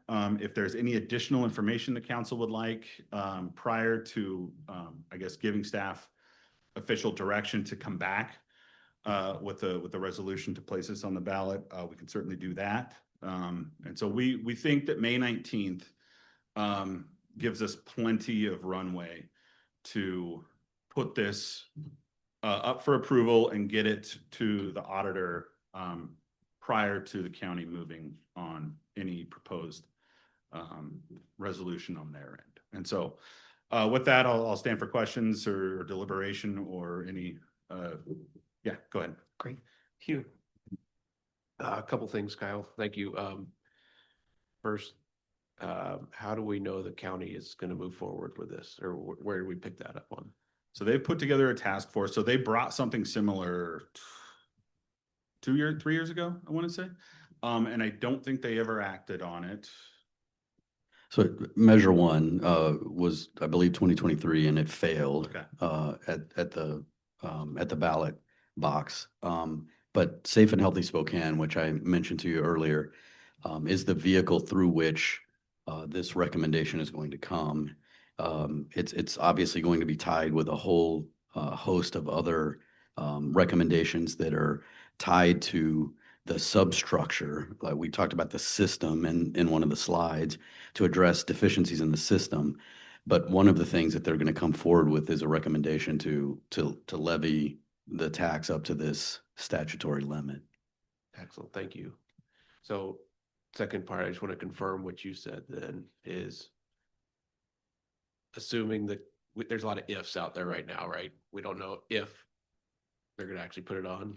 We can assume. We don't know if it's going to pass. Right. But if those things come to fruition, then either way, our citizens in Liberty Lake will be paying 9.2%. It's the same for them, whether we decide to move forward with this or not. Correct. So yeah, with all of those assumptions standing, yes. Excellent. Thank you. So to me, it seems like an absolute no-brainer to keep the revenue here because we know we're going to need it for our level of service. So appreciate you putting this together. Just wanted to clarify those couple things. Yeah. Thank you. Excellent. Yeah. Other remarks? Rick. I guess I missed it. I thought you were saying that it is currently at 9 and would stay at 9 unless we put this forward, and then it would rise to no higher than 9.2. Did I get that wrong? So I guess the first scenario we put forward is it's currently at 9. One of the potential outcomes is that we both put a measure together and they both fail. They would stay at 9. There is 2 potential outcomes where we put something forward and the county puts something forward. Ours gets approved and theirs fails, then it would rise to 9.1. Alternately, there's probably the least likely scenario of the ones that we presented tonight. If the county puts only 0.1% forward and we put something forward or don't and it fails and the county's is approved, that would increase to 9.1%. And then what we believe is going to happen is that the county is going to put a ballot measure at 0.2%. And then that eliminates our ability to raise any funds dedicated to public safety outside of our 40% prorated share at 9.2%. I second the no-brainer.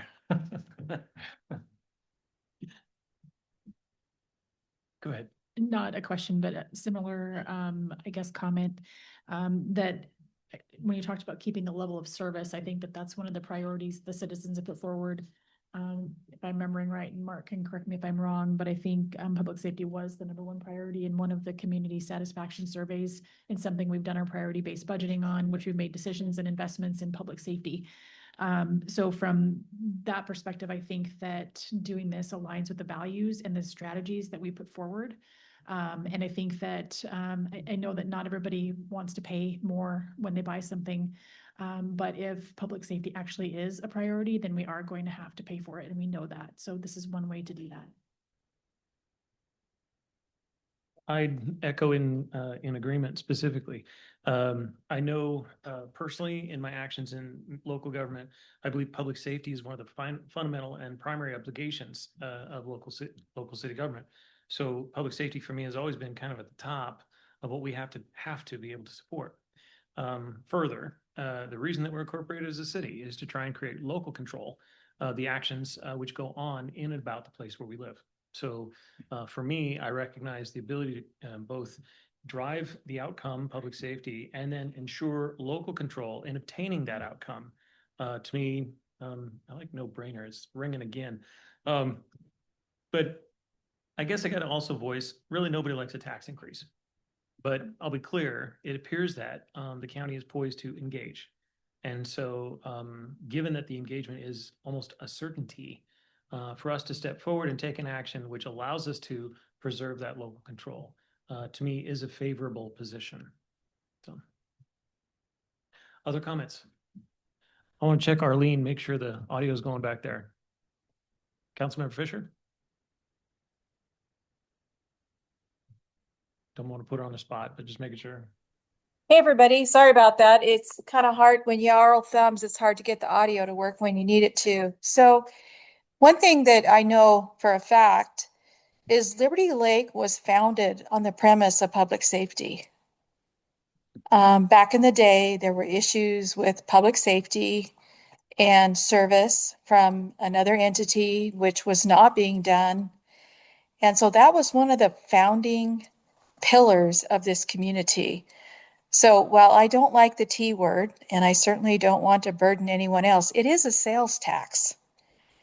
And the sales tax issue is that people come into our town and spend money, and it's not a tax on the homeowner, which I think a tax is a tax, but it is a different avenue of funding public safety. And public safety is the one thing that keeps your community cohesive, happy, and safe. So that's my comments on that. Great. Thank you, Arlene. Other comments or remarks? Hugh. Just a timing question. Sorry, let me step up to the mic. Timing question, Kyle. So this goes on the ballot in November and it passes for the county and it passes for us. Let's use that if real quick, right? Okay, are we gonna be like in an emergency meeting sort of a situation to say who's gonna put it in force first? You mean to place on the ballot or to collect? After the ballot goes through and for us to say, okay, it's gone through the ballot and we want to collect ours. So the RCW clearly defines that who put the resolution forward for approval prior to the election is essentially what we call the tiebreaker. And so if we adopt the resolution to place it on the ballot on May 19th and the county moves, call it in June or July, and they both pass, our 0.1% would take precedent over their 0.2. They would still be allowed to collect up to the statutory maximum of 0.3. So they'd get their 0.1. But our 0.1% would take precedent since we moved first on the ballot. Are we under risk? Is May 19 risky? Do we need to do it sooner? So based on the discussions and working backwards from so the last date to put something forward to the auditor is I believe it's August 5th. And if it's not that, it's plus or minus one of those days. And so working backwards from that, we can generally assume that the engagement that the county is undertaking is not near completion at this point. And so we would assume that they would put something forward probably later in June or July. But to eliminate that risk, we can absolutely move that date up. I would encourage us to do it as soon as possible. I appreciate your observation. I guess, I would consider Kyle then for consideration, if that can be moved up from May. Certainly. I have a question. It was, in your presentation, you're clear in suggesting that either primary or general election are available for this action, and asserting that the general election would be preferred. Explain or explore a little bit more about that. So to gain the largest public feedback, it's always beneficial to place something on the general election. And so voter turnout for primary and special elections is a lot less than your general. Yeah. And so you get a smaller cross-section of your residents, and you get a smaller cross-section of community sentiment. And so it's always by far the most advantageous to get the largest amount of feedback to place something on the general. Great. I'd put that to every one of us as electeds in recognition, and just you have your own personal perspectives on what that means and why, and preference. So, thanks. Excellent. And I think you were actually looking for some direction from us about how to move forward. Do we need to do a vote tonight to say we want to go forward or not? Or is consensus enough? I believe consensus is enough, because what we would do is we would put a resolution to actually memorialize that intent. So the resolution would act as that approval. So without hearing any objections, I think consensus is given to move forward to provide a resolution for consideration. Excellent. Okay. Thank you. Thank you. Thanks, Kyle. Thanks, Howard. Thanks. Right on. On to our agenda, item 9B, Housing Code Preemption. Heidi, welcome. Good evening, Council. So as Shane pulls up my presentation, today I'm going to be talking about some state required changes to our housing code. Bring it up. It's not nearly as fun of a topic.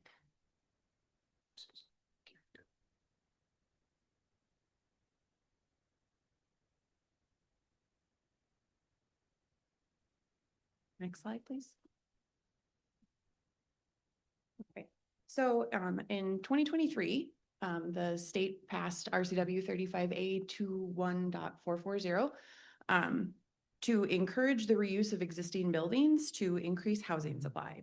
So what it did was, in order to qualify under this provision, projects need to be adding residential units to existing buildings that are over 3 years old, and they must be added within the existing building footprint. It applies to our commercial, mixed use, and residential zones. And the way that the law is written is it's really a list of all of the things that the city cannot do and cannot ask for when applications like this come in. So essentially, we cannot ask for additional parking. We cannot ask for, there's a whole list. There's about 9 different things that we are not allowed to ask for when these types of projects come forward. Next slide, please. So what the law does not do, it doesn't allow for them to demolish the building to increase the footprint. It has to be within the existing footprint of the building. And they are still required to comply with life safety standards. So they have to comply with the building code and they have to comply with the fire code. It also does not waive stuff from our critical areas or shoreline protections, which are minimal here. Next slide, please. So originally, the law was written where compliance needed to be achieved within 6 months of adopting our comprehensive plan update, which is when our development code update is required associated with the comp plan. In 2025, the state legislature moved that due date up to June 30th of this year. So essentially, we have to update our code to be in compliance with the state law, or the state law standards preempt the applicable sections of our housing code until we do adopt compliant regulations. Next slide, please. So staff is recommending that rather than do an expedited process for this individual law, that we wrap this into the full development code update that we are already planning to do. The maximum amount of time that we would be considered out of compliance would be about 6 months. Our full development code is required to be updated by December 31st. And what this would really do is allow us to make sure that we are being very cognizant of all of the different ways that this can impact other areas of our code. And it also provides a little bit of relief to staff to not have to expedite this process rather quickly. Essentially, because of the way that the law is written, there's very little flexibility for us to do very much about, as far as like adding a Liberty Lake flavor to it. There's really not a lot of room for that. So essentially, the regulations that we will be adopting with the other code will be very similar to the state regulations that will apply in that 6-month period. There's really not a lot of room for there to be much difference. So, next slide. So at this point, we are just, that's the staff recommendation. We're not necessarily asking for any action unless council would like us to move in a different direction. Hugh. Yeah, thanks for the presentation. Really interesting. You say that means we're going to be out of compliance for about 6 months? Correct. Well, a maximum of 6 months. Hopefully the development code process happens sooner than that, and we're not right on December 31st. I don't know if this is a best question for you or for Sean, but out of compliance with RCW, what are the risks to the city of that? So what it means is if we are out of compliance, then the state code preempts the parts of our development code that are considered out of compliance. So they will just impose the state law upon us. So we would have to review those project applications that come forward that would fall under this. We have to review under the state code rather than our housing code for that 6-month period. So there's not really a risk to us. It's just maybe more of a pain for you. That's a way to put Is it. that fair? Okay. Thank you. Other questions or observations? Rick. Doesn't seem like there would be that much difference between what we had room to kind of customize, if you will, and what the state is going to require. Is that? fair That's to say? accurate. Yeah. So, yeah, that seems like that would be a no-brainer to go ahead with that. I would agree with that. Other questions or observations? Summer. Can you give just maybe a brief example or two of what some of these changes might look like, just practically what that looks like for us? Like what our code, what changes we Yeah, have to make yeah. to our code. Well, that's also part of why it's good for us to kind of wait a little bit. We had a meeting with Department of Commerce and they sent us some examples, and they even in their own email said that they were not good examples. Planning staff, we have a couple of ideas of how we could make this work and what that would look like. It's going to be a little bit out of place with some of our other regulations, because again, what it is really things that we can't ask for that we would otherwise ask for. So it's a little bit awkward to put into code what we're not going to do. But I think that we have a couple of ideas of how that will look forward. We just want to make sure. You saw something? Audio check, Shane. We just want to make sure that, because everything is so interrelated, that we want to make sure that we're taking a full look at what we're doing and we're not having unintended consequences, and kind of rushing something through can lead to that accidentally. Great.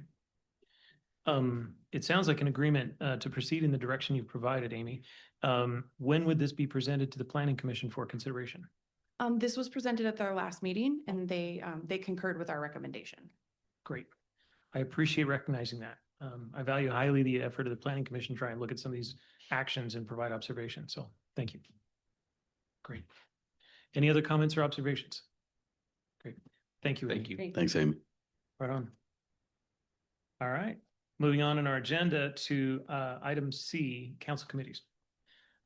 I'm the one who's going to lead the discussion in this. I think y'all had a chance to look at the prior committed procedures and rules and procedures for the Liberty Lake City Council, which included the definition of committees. I'm a veteran of the prior effort, the prior action in which a committee was convened, a subset of the city's council, to be able to have a separate meeting with staff members to review in detail a lot of the information which ordinarily in our current model is presented as email circulated for you to look at. I'd voice that what I found to be very useful in this is certain members of the city's council then were really kind of became experts in sections of city code policy and action. And we're able to kind of do a deep dive with staff regarding the hows and the whys of a lot of the actions that are going on.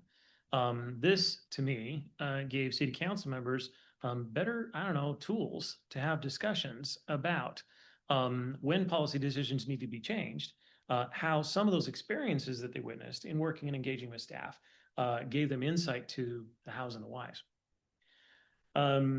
What I'd observe why committees were removed from procedure for our city. Committees are asked to brief the rest of the council about kind of what's going on.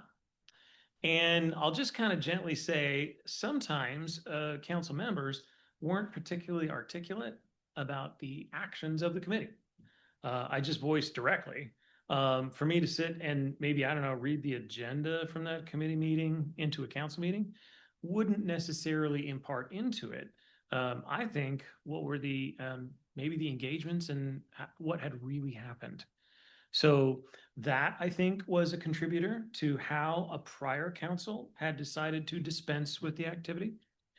Another, and I'll just kind of lend to it, is that some council members believed that they wanted to be able to hear and see it all. And I'll just put it that way. I'll be direct. In my opinion, I don't want to see it all. I would really appreciate if my colleagues as council members could assume and take on a very specialized kind of a focused role, and then be able to relay to the rest of the group kind of that level of detail and its action. So I wanted to try to impartially talk to what were my perceptions about what the actions were and what perhaps, how they had moved in different directions for this group. I just say for colleagues that you may have as other electeds in other cities, committees are honestly just part and parcel. And I think, Mark, you even shared with me that you haven't ever seen a municipal that didn't have committees for actions. So our work here without having committees is a little novel. So that was really my explanation or how I wanted to introduce it for discussion. And I would ask each of you, if you would, to make an observation. Do the horse. Annie? So I have a question. So since I've been on the council, we haven't had committees. And so as I'm thinking about how that would look different for me being on a committee, how were these meetings different? Did that affect presentations from staff? Would that look different? And then I'm curious, I saw the specific committees that used to be in play, and I'm wondering if those would be the same ones or if we would be considering something different. Great points. I'll recount my experience. The 3 committees were then posted to meet at different times during the month. And then following the meeting of each committee, there would be a report from the committee added to that agenda in the city's council.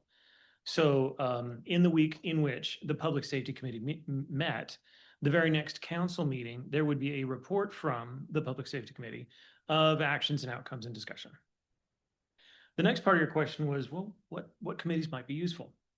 And I actually found these to be fairly well formed at the time, and I'm going to say probably ongoing for the size of our city.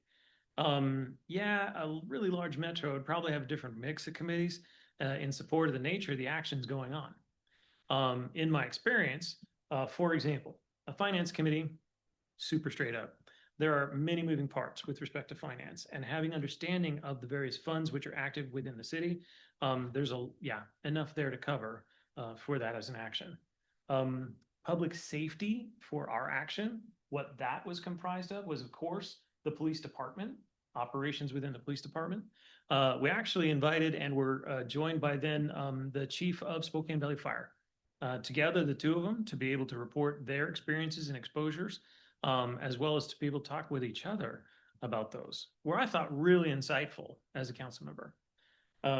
Along with that, I think we also had the head of the library to be able to provide insight. And it really was more a matter of observation and how that came together. So the last then was community development and public works. And that had to do a lot with planning and building services, review of a lot like the materials that Amy had discussed tonight, and some more information as it's available. You could look to then what are some of our staff reports to how that would be mixed into those 3 committees. So. Thank you. Hugh. So I happened to serve on the council during the time of committees also, and I'd share very similar some of Mayor Pro Tem Dunn's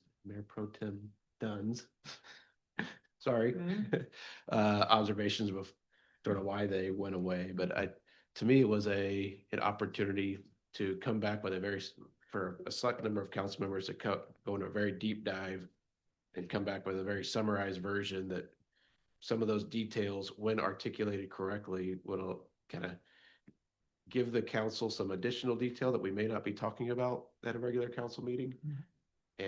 But just small snippets. And if we wanted to, we could pull out one of those small snippets and say, we should probably workshop that. We should probably talk about that more. But things that it's nice to know that that conversation is happening in the background. And I'll share, for instance, on finance committee, hey, how is our general fund portfolio growing? And what's this whole state general fund that we're investing in? How does that work? Well, that's talked about on a regular basis in a finance committee that we don't need to talk about every 2 weeks in this meeting. So just some of that really small stuff was able to come out. So I speak very much in favor of bringing committees back. I think the current culture of our council will be very conducive to it. I also speak in favor of bringing back the 3 that were used in the past. I think those are good. I would maybe look at maybe a small tweak in thinking about a finance, public safety, and the community development, maybe a / community engagement. I don't know where that falls in. I know at one point it kind of fell a little bit into the public safety side, but it seems like maybe the community development could focus a little bit more there, right? But just throwing it out there as food for thought as we think about bringing these back. An excellent observation. Our focus on community engagement, now including a commission, would be an important addition to a community development committee.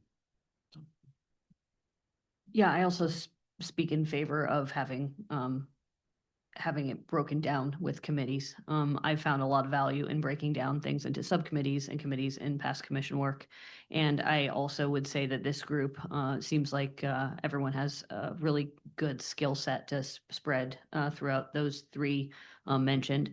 I think I read the little breakdowns of the different committees earlier, and I think public safety did mention health as well as a component. If not, I could see that public health could pair well with that in public safety. And I know that's something that Rick is very knowledgeable and passionate about and has brought up here tonight. Obviously, there's a lot of crossover with the current existing commissions. And I think being a liaison in some way or having a better connection between committees and commissions would be a really good opportunity. Because right now, I think we're at a place where there's some workshop availability and some not even quarterly reports and things. But I think there's more opportunity for those groups to integrate with us. Thanks. Rick. I don't have any experience. I understand it from a conceptual standpoint. I'd love to have a little bit more breakdown of the nuts and bolts and how it's operationalized, who is the steering person and when the meetings occur and how often, and then where it would fall on the agenda and, kind of the format that would fall into. In theory, I'm very much in favor of it because I think, we do have a really good council here, and we could come back and distill a lot of information down into sound bites that are more digestible and actionable. We always can peel back the onion on items that are, need a little bit more exploration, like through work groups and stuff like that. Can we kind of get that information and then come back and revisit this so that we have that kind of, I have a better understanding of what that all entails? Absolutely. This previously had been documented through our rules and procedure. What is not present in the current definition could be embellished to make that clear. I'd voice from experience that, for example, the committees were each asked to meet once a month. And that, like I said, the follow-on council meeting then was a report from that committee of actions and discussion. But point well taken is just any mechanics that are not clear in operationalizing could be documented through procedural actions. If Once we have the resolution prepared, which would define them, that could be improved to provide that clarity. And we could incorporate into it what might be thoughts or objectives we have as how those committees should operate. Yeah, good point. Annie? Would it be something where, similar to when we tried because we're in the middle of the rules of procedures and governance manual and adjusting. Yeah. Where we tried we piloted the time frame change before we made it official. Like, I think with this, maybe agreeing on a time frame, maybe try it for a year. We figure out the mechanics of it, we figure out what's not working, and then weave it into whatever official government document we need to put it in. I agree. To paraphrase, the definition and the actions of the committee could be defined in a time window, requiring a renewal at that period to confirm it has been successful. And then I guess as far as like the appointment process and making sure that that process works for everybody and stuff too, because I saw on there that the mayor can be on it, or the mayor pro tem can nominate 3 people. And so figuring out if that's what we want to do. I wouldn't want the mayor to be on all of them. I think having the council members be a part of it would be what I would prefer. But Agreed. I haven't done it before, so. That is something that obviously could be incorporated into the definition of the actions. I'll do a sound check with Arlene and see if you have any opinions on this one.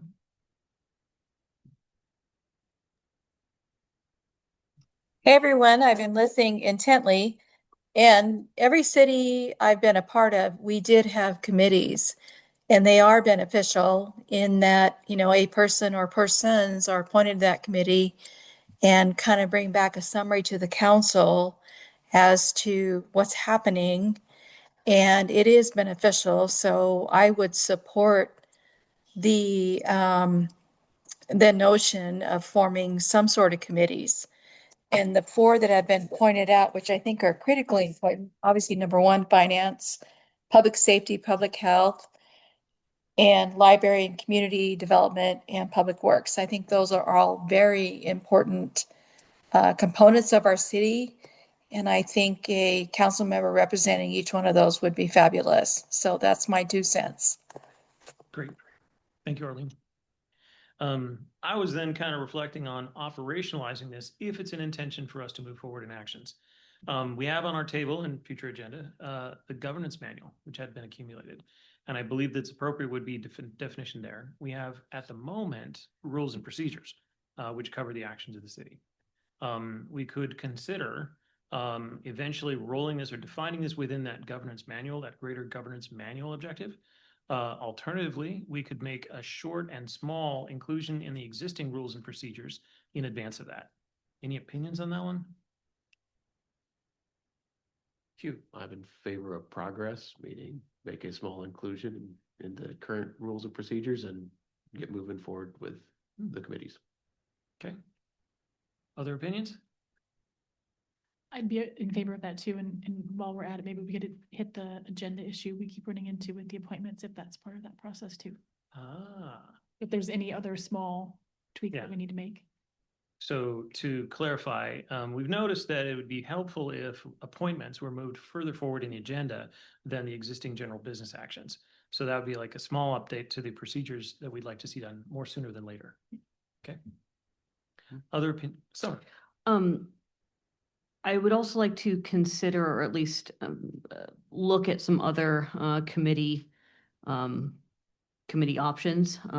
It seems like a lot of things that we do would fall under maybe a rules committee or something. There's a lot of task work that is, there seem to be sort of ad hoc subcommittees being formed at times, and wonder if there's a more formal version of that. I'm not sure that there is, but I think it'd be worth considering.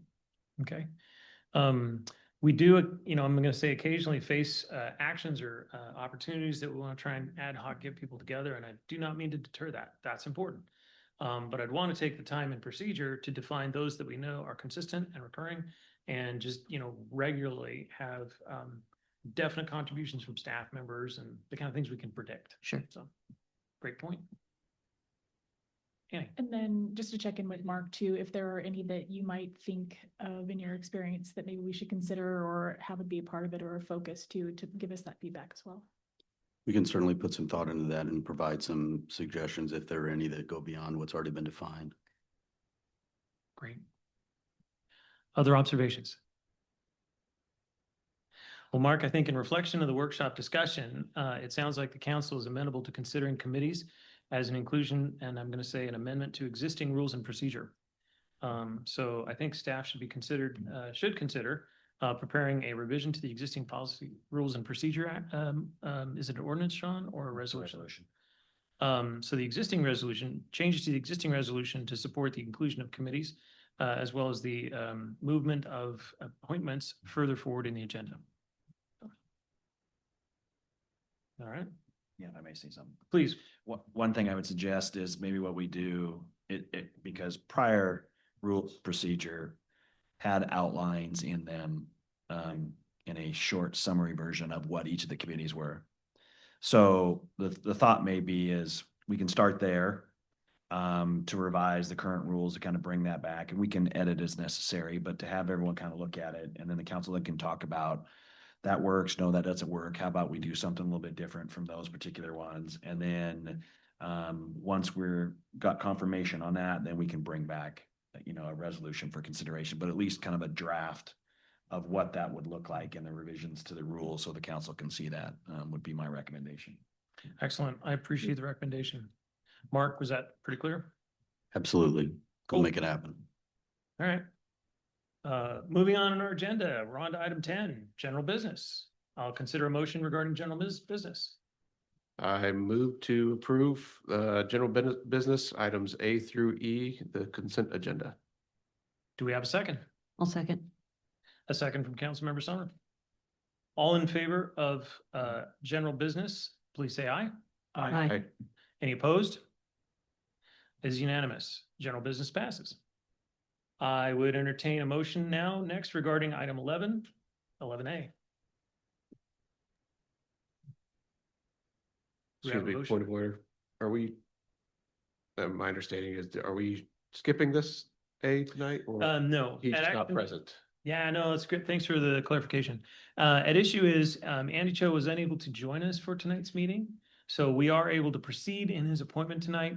We just didn't need to move forward in the agenda. Thank you. In that case, I move general business action item A to appoint Andy Cho to the Lodging Tax Advisory Committee. Do we have a second? Second. We have a motion and a second on the floor. All in favor, please say aye. Aye. Opposed? It is unanimous. I'll entertain a motion on 11B. Mayor Pro Tem, I move general business action item B, construction services contract for the new city hall. Do we have a second? Second. Thank you. Any discussion related to our construction services contract? Or Ben, if you would like to provide some remarks? Sure, I can do that. So good evening, everybody. So just to recap, we had all our bidders submit their bids this past the Monday before last. And we had really good results. We were hoping for that based on the current market, current climate for contractors. And we did. So just to kind of summarize what was in the agenda item, we had a government estimate to include base bid and all the alternates, which I can go over if you'd like, of roughly $4.6 million. That was our estimate. Our bids came back. Our lowest bid was with base bid and all alternates right around $3.3 million. The range was 3.3 to roughly $4 million with all the base bids. So we had a really good bid environment for us. We're definitely going to take advantage of that. And so Darden was the lowest responsive bidder that we received. We have worked with them in the past. They were the contractor that built the Public Works building a few years ago. And so it's proposed that based on the prices that we received to approve all 10 alternates, that includes replacing the roof completely. Quite a few interior upgrades. They're going to last a lot longer. They're going to wear a lot better. There's going to be a lot less maintenance required. We're going to get a new, we're going to have a covered canopy at the front entrance. We're also going to get a few windows in the council chamber that aren't currently in there. So it's basically going to repeat some additional, get a little bit more natural light in the council chamber. And just that's basically the bid alternates that we propose and that we approve all of those, because those are all going to be a benefit to the city, and the prices were very good. So Hey, that's really encouraging, Ben. I'm grateful. What I've heard and understand is that this bid we're going to accept tonight is well, I'd say within what was originally proposed in the project budget.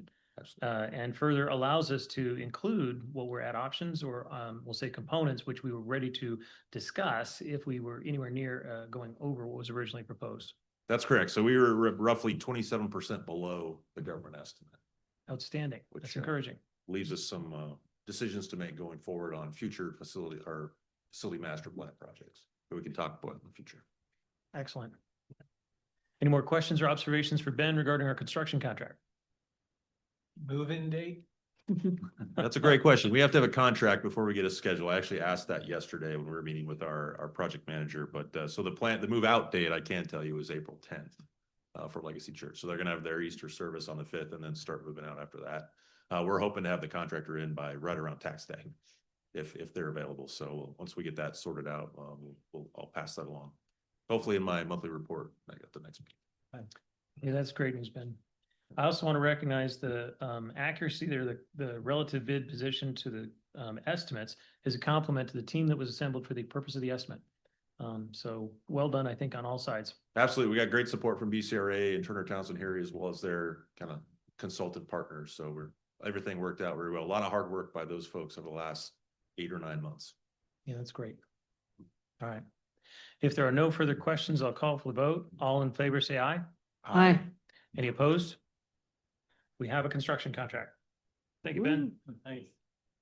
All right. I'll entertain a motion for 11C. Mr. Mayor Pro Tem, I motion to approve general business action item C, YMCA Summer Day Camp 3-year recreation agreement. Is there a second? I'll second. Great. Call for discussion.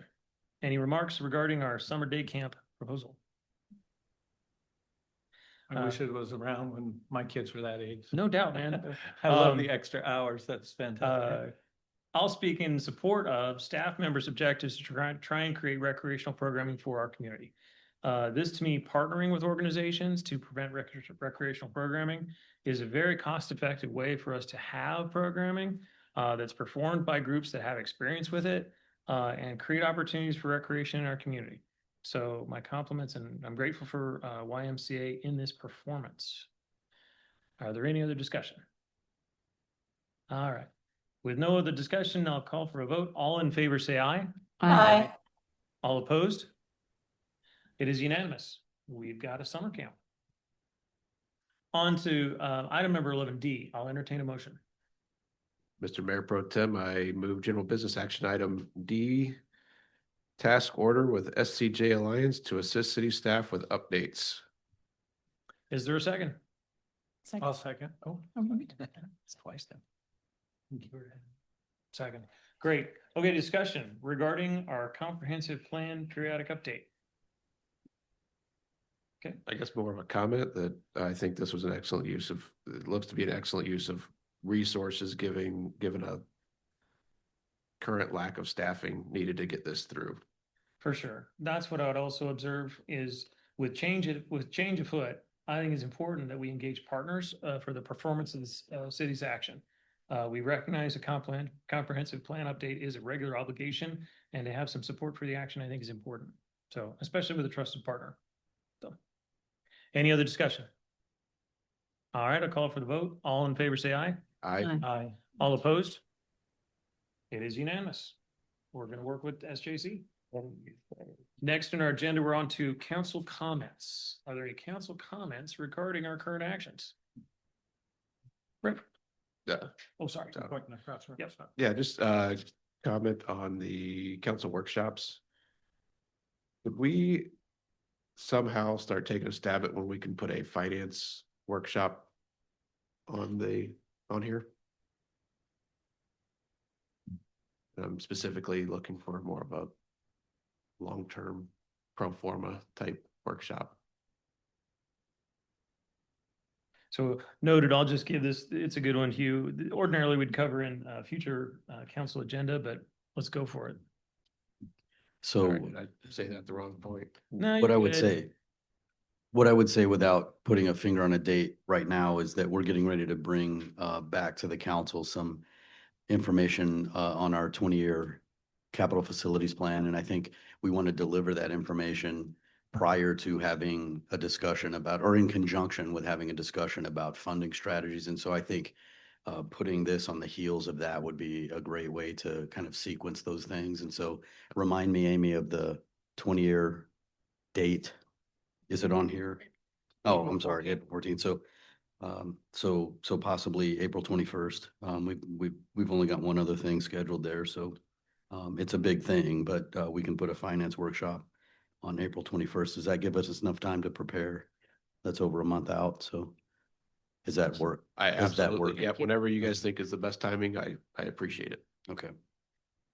Great. Still in the moment, council comments. Any other observations on our meeting and our action here tonight? All righty. Moving on the agenda, there are no public hearings or appeals. There are no resolutions for consideration. There are no ordinances for consideration, nor emergency ordinances. I will then just kind of talk through our upcoming agenda items for the other sheet in the agenda. We have a March 17th Youth Commission Ordinance update. Describe that briefly, Mark, what our objective is. Excuse me. The city used to have a youth commission. It was decommissioned at some point. And I think this item has been talked about for a while, is to get discussion circulating around whether or not the council has an appetite for reinvigorating or recreating that commission, and if so, what that should look like. And I think that's what this intent is. Great. Hey, no, that sounds great. Following then, sometime first quarter, micro mobility. Police department would be supporting that. Any other observations regarding what you've been seeing, what you see here as our potential upcoming agenda items? Anything we want to see added? Annie? Nothing to add, but I'm noting that the first quarter is winding down. Are we looking at scheduling some dates for that? We actually had that discussion earlier today, and we're probably going to target, I would guess, the second or third week in April. And I realize that's outside of the first quarter. Given some of the other priorities that have taken place, I think trying to create the content for that and giving the Community Engagement Commission an opportunity to sort of help lead the planning, we're going to need some extra time. So I would target that second or third week in April. Great. Any other thoughts on upcoming agenda? All righty then. We're now at the last part of the meeting for citizen comments. Is there anybody in the chambers who'd like to step up and provide a comment about this evening's meeting? Going once? Going twice? I know you're all running to the podium. Okay. Are there any online commenters? All right. As we have no executive sessions, I will then call our meeting adjourned. It is 8:11. Record time. Thank you. Have a good evening.